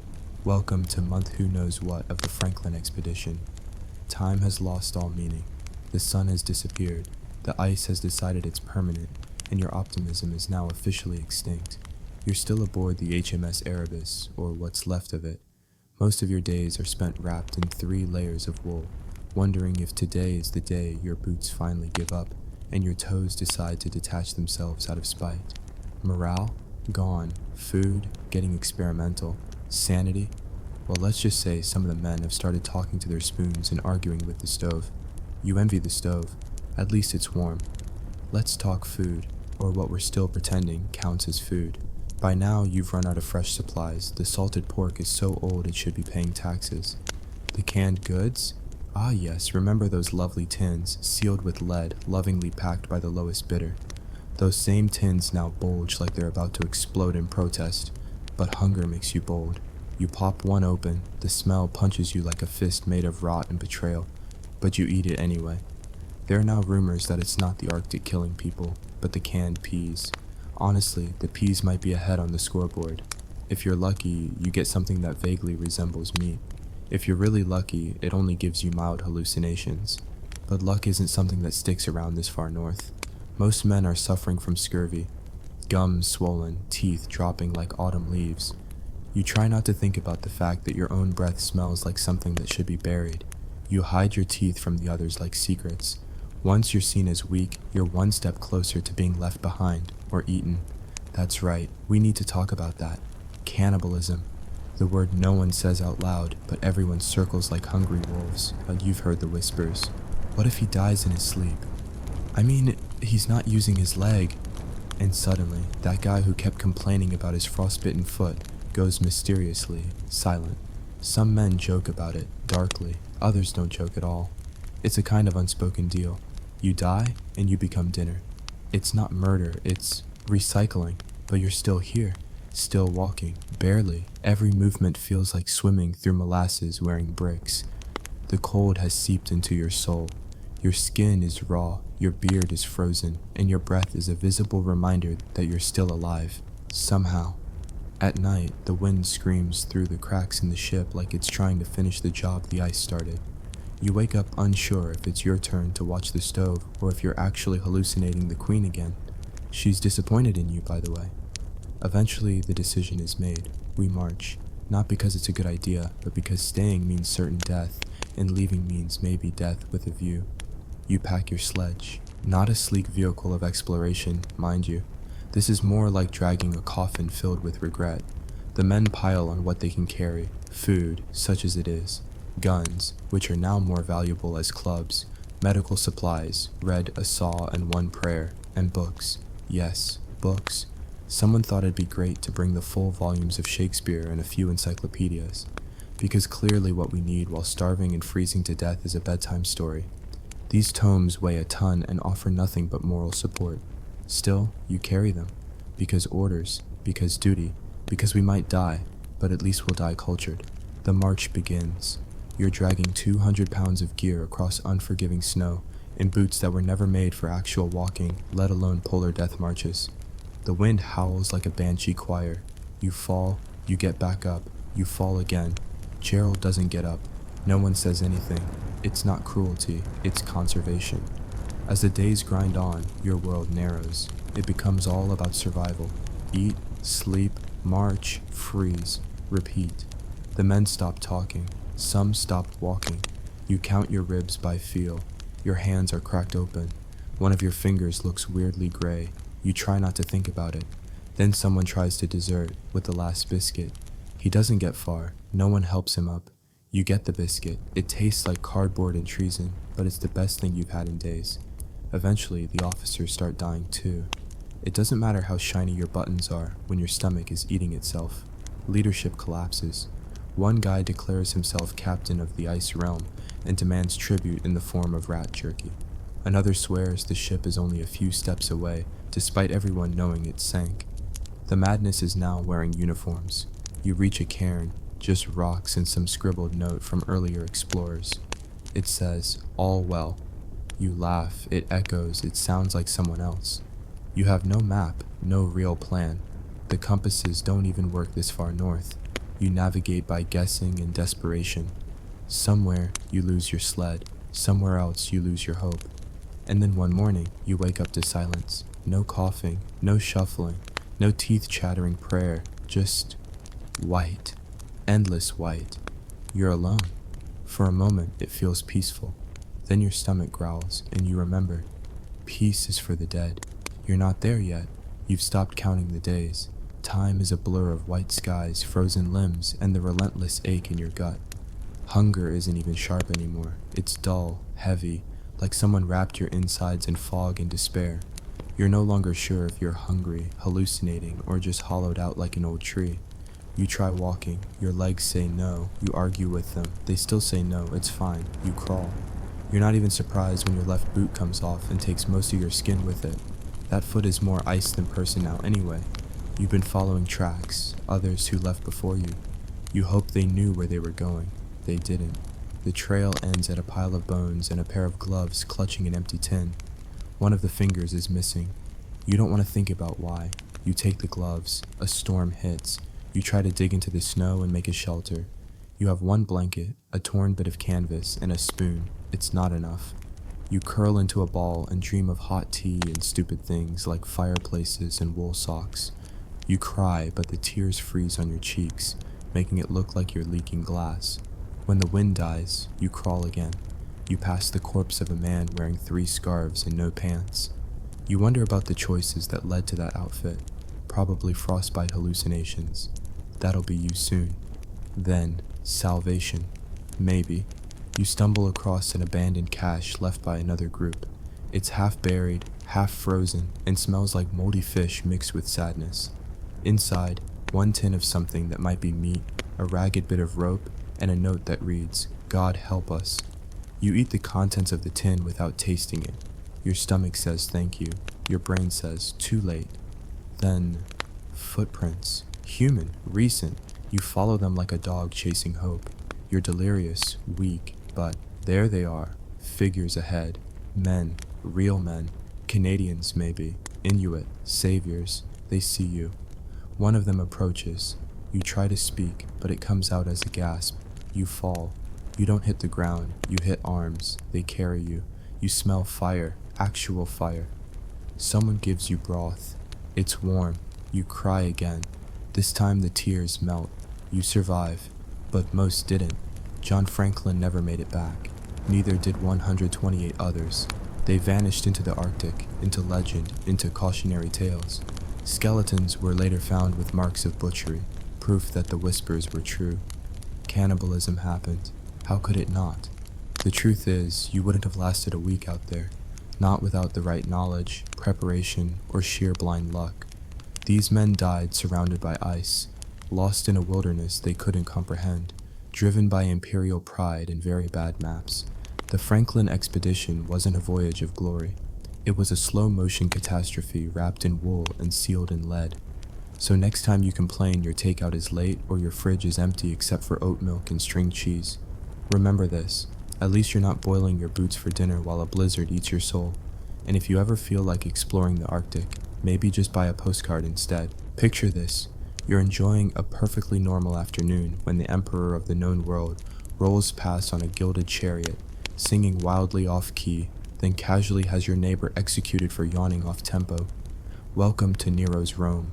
Please keep your hands, feet, and moral compass inside the ride at all times, because safety rails haven't been invented, and neither has mercy. You wake to the aroma of sewage, roast goat, and yesterday's vomit fermenting in the July sun. A fragrant sweet Romans call air. Your apartment, perched in a rickety 5-story insula, creaks like a wooden ship at sea. Every dawn you wonder whether you'll climb down the ladder alive or become kindling for someone's midnight cookfire if the building collapses first. Rome supposedly has building codes. They're written in wax, which melts long before compliance begins. Breakfast is stale bread dipped in watered wine and a handful of olives so wrinkled they resemble miniature senatorial faces. You eat fast. Crumbs attract rats the size of dachshunds. One scurries across your foot, squeaking an opinion on your hygiene. You'd love to wash, but public baths cost a quadrant you don't have, and the Tiber is currently serving as both sewer and funeral procession for last night's brawl victims. Work? Sure, if you can find it. 3 years into Nero's reign, and the job market resembles a gladiator arena where resumes fight to the death. You're a leather worker's assistant, which means 12 hours flogging cowhide into sandals you'll never afford. Your boss swears Nero's economic reforms will trickle down any day now. You suspect the only thing trickling down is lead from the aqueduct straight into everyone's skulls. At midday, a herald stomps by, scroll in hand, announcing the latest imperial decree: compulsory attendance at tonight's chariot races, starring, surprise, Nero himself. Absence equals treason, treason equals crucifixion, and crucifixion ruins most weekend plans. You mentally cancel sleep and decide which tunic smells least like despair. Street noise swells as you make your way to the forum. Vendors hawk questionable sausages, thieves hawk your purse, and philosophers hawk opinions louder than both. A stoic preaches that virtue is its own reward. A drunk dumps a chamber pot from a third-floor window onto the stoic's toga. You step aside just in time and contemplate a new philosophy. Always walk in the gutter, it's cleaner. Rumor ripples through the crowd. Nero's mother Agrippina accidentally drowned last night. 3rd rumor this month. The last rumor said she stabbed herself, helped along by Nero's private guards. The one before involved a collapsing ceiling rigged with lead tiles. Rome's gossip economy is booming at least. You pass the Subura, Rome's rowdiest district, alive with taverns, brothels, and spontaneous knife fights. A lute player strums while a poet recites verses praising Nero's generosity with grain doles. Lines paid for by the emperor's agent standing nearby with a list of who claps enthusiastically and who doesn't. You clap until your palms sting, better safe than seditious. Afternoon sun bakes clay rooftops. The smell of burning animal fat signals street kitchens prepping Nero's favorite delicacy, flamingo tongue. You'll settle for a chickpea mash called pulls. It tastes like damp parchment but won't get you arrested for culinary extravagance. Speaking of arrests, Praetorian guards patrol every corner, armor gleaming, eyes searching for anyone looking insufficiently dazzled by imperial awesomeness. You practice your dazzled face, wide eyes, half smile, no sudden frowning. Twilight paints the sky blood orange as you file into the Circus Maximus, world's largest death trap stadium. Seating is strictly class-based. Senators lounge in marble boxes. Equestrians sprawl on cushioned benches. You wedge between two fishmongers whose combined aroma could fumigate a villa. Total capacity, 250,000 screaming souls. And tonight, every soul must cheer for Emperor Nero, champion of self-promotion. Trumpets blare. Out he comes, Nero Claudius Caesar Augustus Germanicus, resplendent in emerald silk, wearing enough gold leaf to re-roof the Capitoline temple. He waves, soaking in applause like a sponge of vanity. He mounts a chariot, horses rear, drums thunder. Off they go, reins snapping, wheels whining, sand spraying the first rows, mostly plebeians who treat grit as seasoning. You try to cheer convincingly, but by lap 5 your voice fails. Nero, unfortunately, does not. He sings, a shrill ode to his own glory amplified by hidden choirs who've rehearsed for a month. An old woman near you faints. Everyone pretends it's from joy. A fishmonger beside you mutters that the horses deserve the laurels more than Nero. You elbow him silent. His head for his opinions isn't an even trade. Suddenly a crash. One chariot flips, tossing its driver like laundry in a gale. Crowd roars. Nero speeds past the wreckage, oblivious, draped in what he considers destiny's glow. He wins, of course. Who dare pass him? Prizes are handed out. Wreaths for the emperor. Funeral cloth for the unlucky driver. Bread rolls from the sky, literally hurled by attendants so commoners can scramble like desperate gulls. You snag half a loaf, lose it to a child, swear softly, and consider eating your sandal instead. Post-race protocol. Everyone must attend Nero's impromptu poetry recital. Slaves carry torches as the audience migrates to the theater of Pompey. No exits allowed until the emperor finishes, which past records suggest might occur sometime before dawn, if the gods are merciful. They're not. Nero launches into an epic about Troy, featuring extended flute solos performed by guess who? Also Nero. Several spectators trapped in upper tiers fake death just to be carried out. Rumor says one man birthed twins during a previous recital and Nero hadn't yet reached the climax. Mid-performance, a tremor shakes the theater. Is it an earthquake? A divine protest? No, just a subterranean sewer finally giving up. Stench wafts in. Nero doesn't notice. He hits a high note, voice cracking like parched pottery. Everyone applauds wildly. Survival instinct overrides auditory pain. You pray your ears stop bleeding before morning. Recital ends at dawn.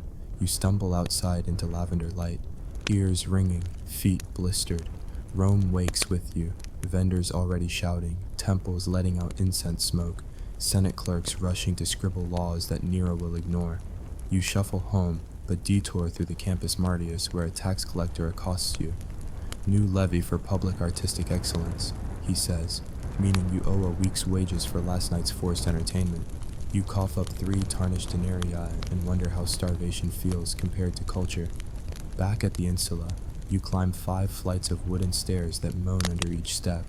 Inside, your neighbor Julia is packing belongings. Her husband insulted a statue of Poppaea, Nero's current wife, and soldiers dragged him away. She's fleeing to Ostia. Smart. You wish her luck and wonder how many jokes you've whispered that could be construed as treason. You nap through midday heat, dreaming of simpler tyrants who only wanted taxes and loyalty, not applause. When you wake, Rome is buzzing with fresh gossip. Nero plans to build a palace so grand it will swallow half the city. He needs room, so certain districts might accidentally catch fire soon. You laugh nervously. Fires happen all the time here, right? Wooden homes, oil lamps, cramped alleys. Coincidence? Evening shadows lengthen, and you head to the baths. Finally cashed a day's pay so you can soak away emperor-induced trauma. Baths are Rome's social network. Steam, politics, nudity, gossip soup. You ease into tepid water, muscles sigh. Beside you, a senator's aide whispers that Nero has composed a new tragedy about the gods envying him. You choke on bathwater. A merchant quips that Jupiter just sent thunder to suggest edits. Everyone laughs, then checks for eavesdropping slaves. On your walk home, torchlight flickers over graffiti scrawled on a wall. Nero fiddles as Rome burns. An amateur satirist, brave or foolish. You touch the letters, half expecting lightning. Instead, a stray dog licks your hand. You give it the crust of your earlier bread. It wags, unconcerned with politics. Night deepens. From your window, you see the Palatine Hill glowing with torch processions heading toward the Imperial Gardens. Nero is hosting another convivium, lit by prisoners coated in tar and set aflame. Human torches for Nero's ambience. You can almost smell burning flesh on the night wind. The dog whimpers. You shut the shutter, heart pounding. You crawl into bed, straw poking through linen, brain replaying the day's madness. Somewhere in the dark, a faint plucking of lyre strings drifts over rooftops, Nero rehearsing for another concert. Your stomach knots. Sleep may come, but tomorrow promises more decrees, more taxes, more forced ovations. You silently draft an escape plan, maybe join a legion in Britannia, where at least barbarians kill you quickly, or sign onto a grain ship to Alexandria. Drownings beat crucifixions, anything to escape a city balanced on Nero's volatile ego. But for now, you lie still, clutching a wooden figurine of Fortuna. You pray she's listening. Outside, the lyre stops, silence pregnant with dread, then a single distant scream followed by the sudden glow of flames licking the night sky. You watch, numb, as fire blooms like a red flower among the wooden insula. The great fire has begun, though you don't know its name yet. You only know that in Nero's Rome, disaster is always just an encore away. And you can't even pretend you're surprised. You wake choking on smoke. There's no dawn light, only orange flames licking the walls of your insula, the wooden death trap you call home. Screams echo from every level as neighbors stampede down the stairs, some already burning, others leaping from balconies. You grab the tunic closest to you, half wear it, and bolt for the ladder, tripping over a corpse that might have been your neighbor Marcus. Hard to tell. He's charcoal now. Outside is worse. Much worse. Fire moves like a predator with divine backing. It devours roofs, alleys, wagons, people. The breeze off the Tiber becomes a furnace gust, feeding the beast.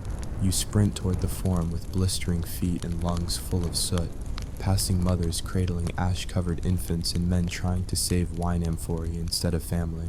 Priorities. You pause on the hilltop, hacking up black phlegm, and glance back just long enough to see your home collapse in a shriek of sparks and timber. That's it. Everything you owned. Gone in the time it takes Nero to recite a bad metaphor. Speaking of Nero, where is he? Whispers buzz through the crowd like horseflies. Some say he's fled. Others swear he's strumming his lyre on a private balcony, composing an epic about Troy while Rome collapses in real time. You'd dismiss that as crazy, except it's Nero.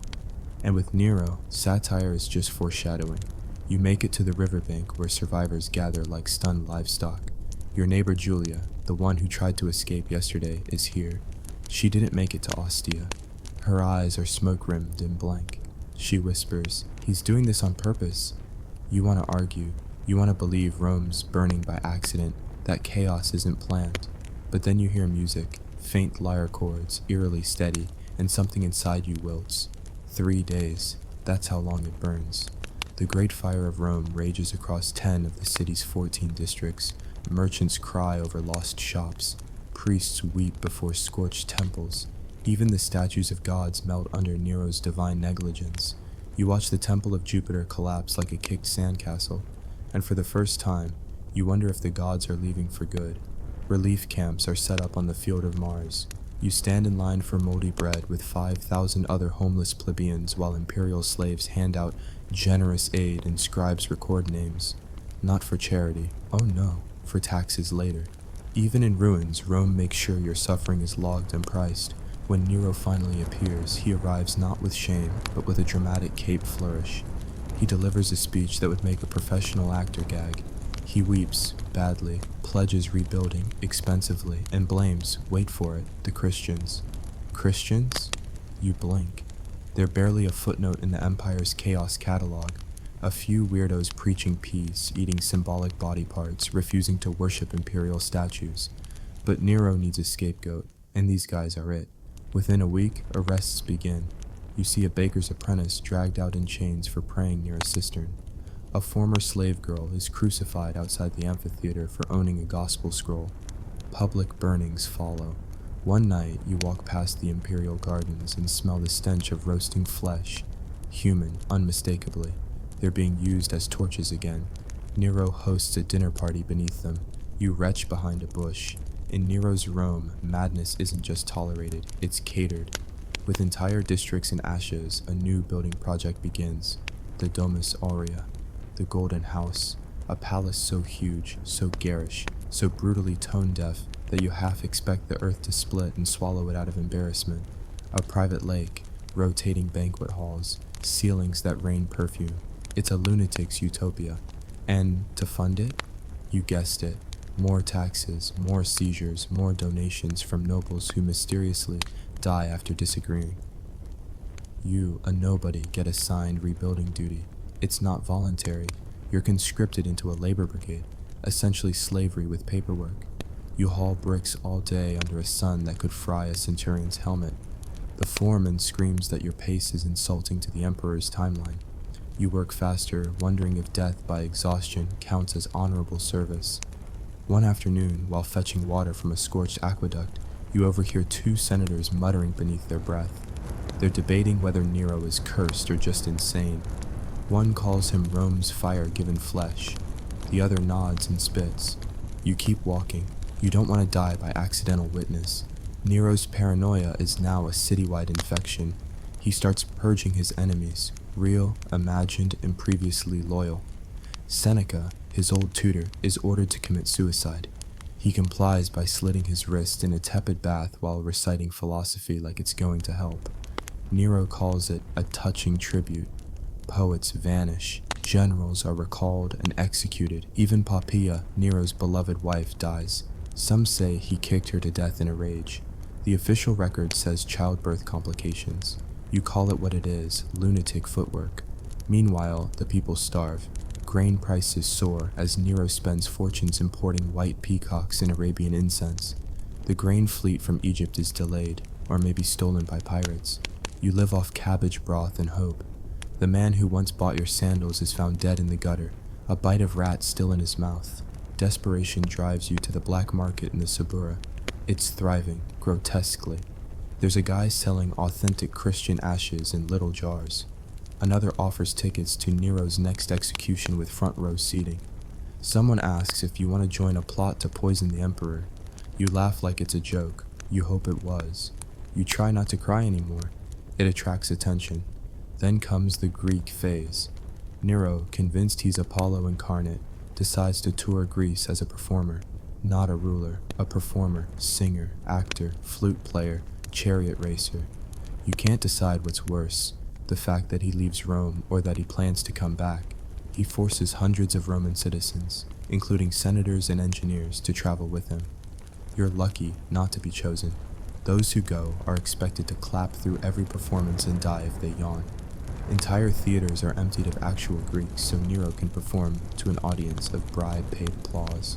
You stay behind and watch as the city shifts again. Freed for a moment from his shadow, the Senate starts murmuring more loudly. There's talk of succession, of Galba, a general in Hispania with a spine and an army. You keep your head down, though you dare to think one quiet heretical thought. Maybe this madness could end. Then he returns. A thunderstorm rolls over the Palatine the night Nero comes home, which feels a little on the nose, even for Rome. He arrives draped in trophies from rigged Greek festivals, declaring himself victor of the world's arts. He parades through the streets with actors dressed as gods behind him. He claims Jupiter himself gave him divine right to rule for 1,000 years. You start sleeping with a knife under your mattress. One day, your cousin, a bricklayer with bad knees, is arrested for not clapping loud enough at a poetry reading. You never see him again. His house is seized and turned into a stable for Nero's exotic animals. Lions, panthers, a giraffe that bites children. At night, you write a will even though you own nothing. And then, finally, Rome stirs. Word spreads that governors in Gaul and Hispania have declared Nero unfit. Legions are revolting. The Senate turns. Nero panics, tries begging. He begs the Senate to let him live as a provincial governor. They laugh. He flees the city dressed like a slave, hiding in a friend's villa outside Rome. You and the rest of the city wait, breath held. Then one morning, it's over. A rider arrives with the news. Nero is dead. By his own hand, or more precisely, his servants. Nero couldn't even kill himself properly. His last words, "What an artist dies in me." The streets erupt. Some cheer. Others cry. Habit is hard to break. Some stay quiet, fearing the next monster. You walk to the forum and find someone scrawling a new bit of graffiti over the old. Here lies the lyre of Rome. You don't know what comes next, but for the first time in years, the sky feels open. You'd think things would get better after Nero died. You'd think Rome would breathe, settle, heal. But this is Rome we're talking about, where hope is just the bait for the next tragedy. Nero's suicide leaves a gaping power vacuum. One moment, you're celebrating in the streets, wine sloshing, shouting, freedom. The next, there's a sword at your door and a new emperor you've never heard of, demanding taxes to restore order. Meet Galba, the first of 4 emperors Rome will chew up and spit out in a single year. Galba comes from Hispania, where he had a decent military reputation and a knack for discipline, which is a polite way of saying he's cheap, ruthless, and has the bedside manner of a tax scroll. At first you're hopeful. He talks big about restoring the Republic and cleaning up Nero's mess, but then he refuses to pay the soldiers their promised bonuses. You can practically hear the legions sharpening their daggers. Within weeks, Galba's allies start dying off. Roman streets run red with blood again, not from Christians or rebels this time, but from senators, equestrians, anyone with an opinion. Galba tries to appoint a successor named Piso. The problem? Everyone hates Piso, especially a young, power-hungry upstart general named Otho. Otho used to be Nero's drinking buddy. He's charming, clever, and vicious when crossed, a triple threat. He bribes the Praetorian Guard.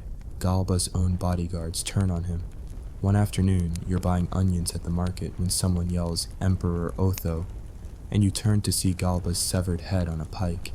You drop the onions, so now it's Otho's turn. He's slicker than Galba, maybe even less delusional. He throws games, distributes grain, pardons rivals. You think, maybe this one's different, maybe things are settling. Then news comes. Vitellius, another general, has declared himself emperor in the north. He's marching on Rome with legions. You sigh. Of course. Otho rushes to stop him, leads a hasty campaign with barely prepared troops, and is crushed in the Battle of Bedriacum. You hear the news in a wine shop. By dusk, Otho is dead, stabbed himself in the heart in a tent surrounded by panicking scribes. The Senate scrambles to endorse the winner. You don't even flinch anymore. Now it's Vitellius, round 3. The man is a glutton in every sense. He throws a week-long feast while the treasury empties. He demands statues of himself in every district. He personally oversees executions, just to understand his enemies better. One day, he demands the sacred regalia of Jupiter from the Capitoline temple so he can wear it during dinner. Yes, he dines dressed as a god. You begin hiding in alleys whenever guards approach, not because you're guilty of anything, just because everyone's guilty in some way under emperors like this. And then, like some twisted divine joke, another challenger rises. This time it's Vespasian, general of the Eastern legions. Unlike the others, Vespasian actually knows how to run an army, and more importantly, how to wait. He doesn't march right away. He lets Rome implode first. While Vespasian bides his time, Vitellius bleeds the city dry. Riots break out, famine follows. One day, you queue 5 hours for bread and end up with a handful of barley and a boot to the face. People are boiling bones to make soup. Pets vanish. Eventually, Vespasian's forces arrive, and the sack begins. It's not a polite transition. Vitellius is dragged from hiding, paraded through the streets in chains, and executed in public. Throat slit, body tossed in the Tiber like yesterday's sewage. His last words are reportedly, "I am still your emperor," which nobody really hears over the screaming. Now, finally, it's Vespasian's Rome. You exhale, you survive, barely. Vespasian, to his credit, doesn't throw orgies, burn cities, or compose musical tragedies. He's not charming, he's not terrifying, he's just boring. And boring, after what you've lived through, feels like a gift from the gods. He cancels wild spending, he restores grain shipments, he builds, actually builds, the Colosseum on top of Nero's old artificial lake. It's like a symbolic revenge, replacing a madman's vanity pool with an arena for mass entertainment and blood. The people cheer, you cheer, but make no mistake, things are still hard. Rome is still cruel. You still live in an overcrowded tenement with no plumbing, surrounded by drunks, stray dogs, and the occasional street preacher ranting about the end times. Your roof still leaks, your feet still bleed, your taxes are still brutal. The city stinks of sweat, piss, and ash, but it doesn't burn every week now. That's something. Still, the wounds from Nero's reign don't vanish. They linger in whispers, graffiti, haunted temples. You see widows placing flowers where the Christians were burned. You see veterans begging by the baths because Nero canceled their pensions. You pass empty houses where senators once lived, names scrubbed off the doors like they never existed. Rome under Nero was like living inside a boiling amphora, pressure building, steam rising, until it exploded. What followed was the splatter. 4 emperors, endless blood, and now, cleanup. You start to realize something dark. It wasn't just Nero. Rome wanted him. Rome made him. The same people who cheered his poetry, who bowed to his statues, who sang his praises when he raised taxes and killed wives. They didn't resist. You didn't resist. Who would've? What's one voice against 60 million? That's what Rome does. It eats monsters, but first it feeds them. So you stop asking, how did this happen? And start asking, how long do we have before it happens again? One day, years later, you meet a kid selling oranges in the Forum. He asks about Nero. You say nothing. He presses, wide-eyed. He's heard stories, the chariot races, the music, the parties. He was an artist, the boy says. He gave Rome culture. You stare at him. You want to scream, to drag him to the burnt ruins still untouched by reconstruction, to point at the graveyards full of children and say this is what art looks like under tyranny. But you don't, because what's the point? Instead, you buy an orange and walk away.